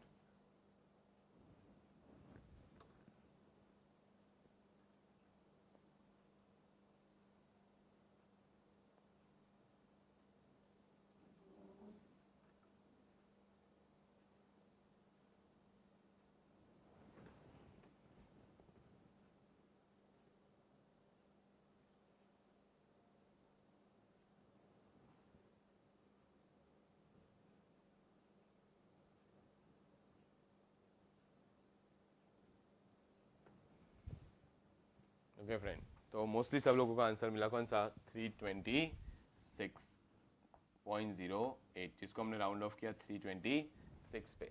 यहाँ पे ध्यान दो friend, this answer is absolutely wrong. Okay ये आंसर एकदम गलत है। स्पायरल में जो आंसर्स दिए वो एकदम सही है और उसमें आंसर आपका आना चाहिए 339.18 जैसा, और उसको राउंड ऑफ हम करेंगे 339 से, तो फाइनल आंसर इज 339 इटसेल्फ। यही आंसर आना चाहिए। यस शिमला, आपने जो ट्राई किया वो सही है।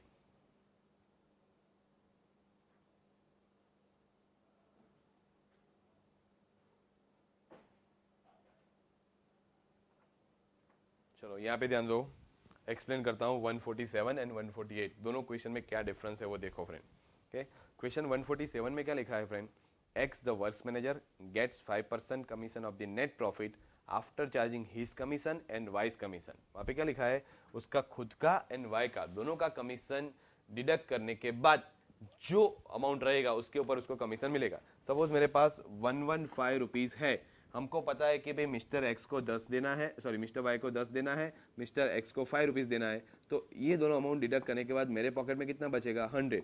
तो ये 100 जो आया वो प्रॉफिट आफ्टर कमीशन आया, और ये प्रॉफिट आफ्टर कमीशन पे 5% उसको मिल जाएगा। बट हमारे पास ये 100 रुपीज़ है नहीं, तो हम इसके बेस पे रिवर्स कैलकुलेशन करके अमाउंट फाइंड करते हैं। तो फ्रेंड इस तरीके का कंसेप्ट अभी हमने डिस्कस किया 147, जिसमें हम सेकंड फॉर्मूला अप्लाई करेंगे।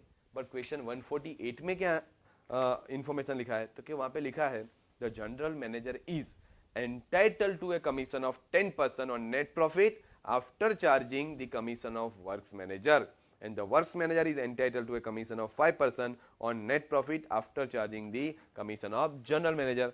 मीन्स यहाँ पे दोनों एक दूसरे के सामने झगड़ रहे। जनरल मैनेजर क्या बोल रहा है, भाई वर्क्स मैनेजर छोटा है उसको पहले कमीशन दे दो और बाद में जो बचेगा उसके ऊपर मैं 10% लूंगा। तो वर्क्स मैनेजर क्या बोला है, तो कि नहीं साहब जनरल मैनेजर साहब आप बड़े हो, आपके खर्चे भी बड़े होंगे, आप पहले ले लो, बाकी जो बचेगा उसके ऊपर मैं 5% लूंगा। मीन्स यहाँ पे दोनों इंटरनली झगड़ रहे हैं। तो यहाँ पे कौन सा फॉर्मूला है, फर्स्ट वाला या सेकंड वाला? तो कि दोनों का कॉम्बिनेशन होना चाहिए। क्यों? तो कि एक साइड वो क्या बोल रहा है जनरल मैनेजर कि after charging works manager commission but before charging his own commission, तो दोनों में से एक भी फॉर्मूला यहाँ पे आएगा नहीं, क्योंकि यहाँ पे आफ्टर बोथ कमीशन आएगा और यहाँ पे आफ्टर ओनली 1% कमीशन आएगा, क्या ये बिफोर कमीशन आएगा, तो दोनों में से एक भी फॉर्मूला यहाँ पे एप्लीकेबल नहीं है। And because of the reason friend यहाँ पे हमको क्या करना पड़ेगा, दोनों फॉर्मूला को रखना पड़ेगा साइड में और हमारा खुद का लॉजिक वहां पे अप्लाई करना पड़ेगा। कैसे? तो कि मैथ्स की हेल्प लेनी पड़ेगी। जनरल मैनेजर का कमीशन कितना, तो कि जनरल मैनेजर का कमीशन मिलेगा कितना 10%। कौन सी अमाउंट का 10%, तो कि profit minus works managers commission. Let's assume WS and work manager commission कितना मिलेगा 5% ऑफ व्हाट, तो क्या 7,500 माइनस जनरल मैनेजर्स कमीशन।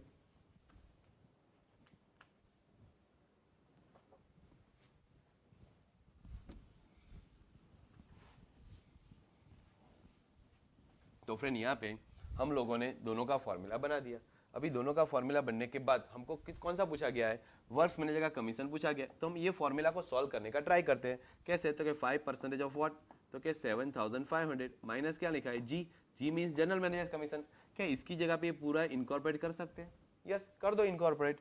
तो इसको थोड़ा सिंपल बना देते, पहले 10% मल्टीप्लाई कर देते, ये क्या हो जाएगा 750 माइनस 0.10W, तो ये जो आया उसको यहाँ पे इनकॉर्पोरेट कर देंगे। तो फ्रेंड यहाँ पे जी की जगह पे 750 माइनस 0.10W। ओके, अभी सॉल्व करते जाते हैं। 5% ऐसे ही रखते हैं, ये जो है ब्रैकेट ओपन कर दो, 7,500 minus 750 it is 6750 minus minus plus 0.10W। अभी इसके साथ 5% अप्लाई कर देते हैं, तो क्या 337.5 प्लस 0.005W, सामने की साइड W तो है ही, इसको इस साइड ला देते हैं, तो ये कितना हो जाएगा 0.0995W is equal to 337.5।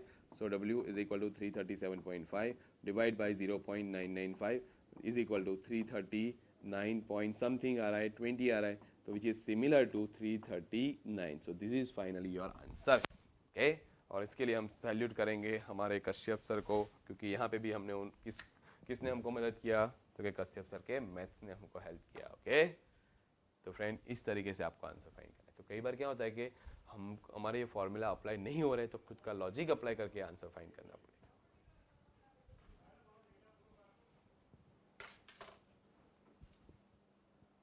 Clear?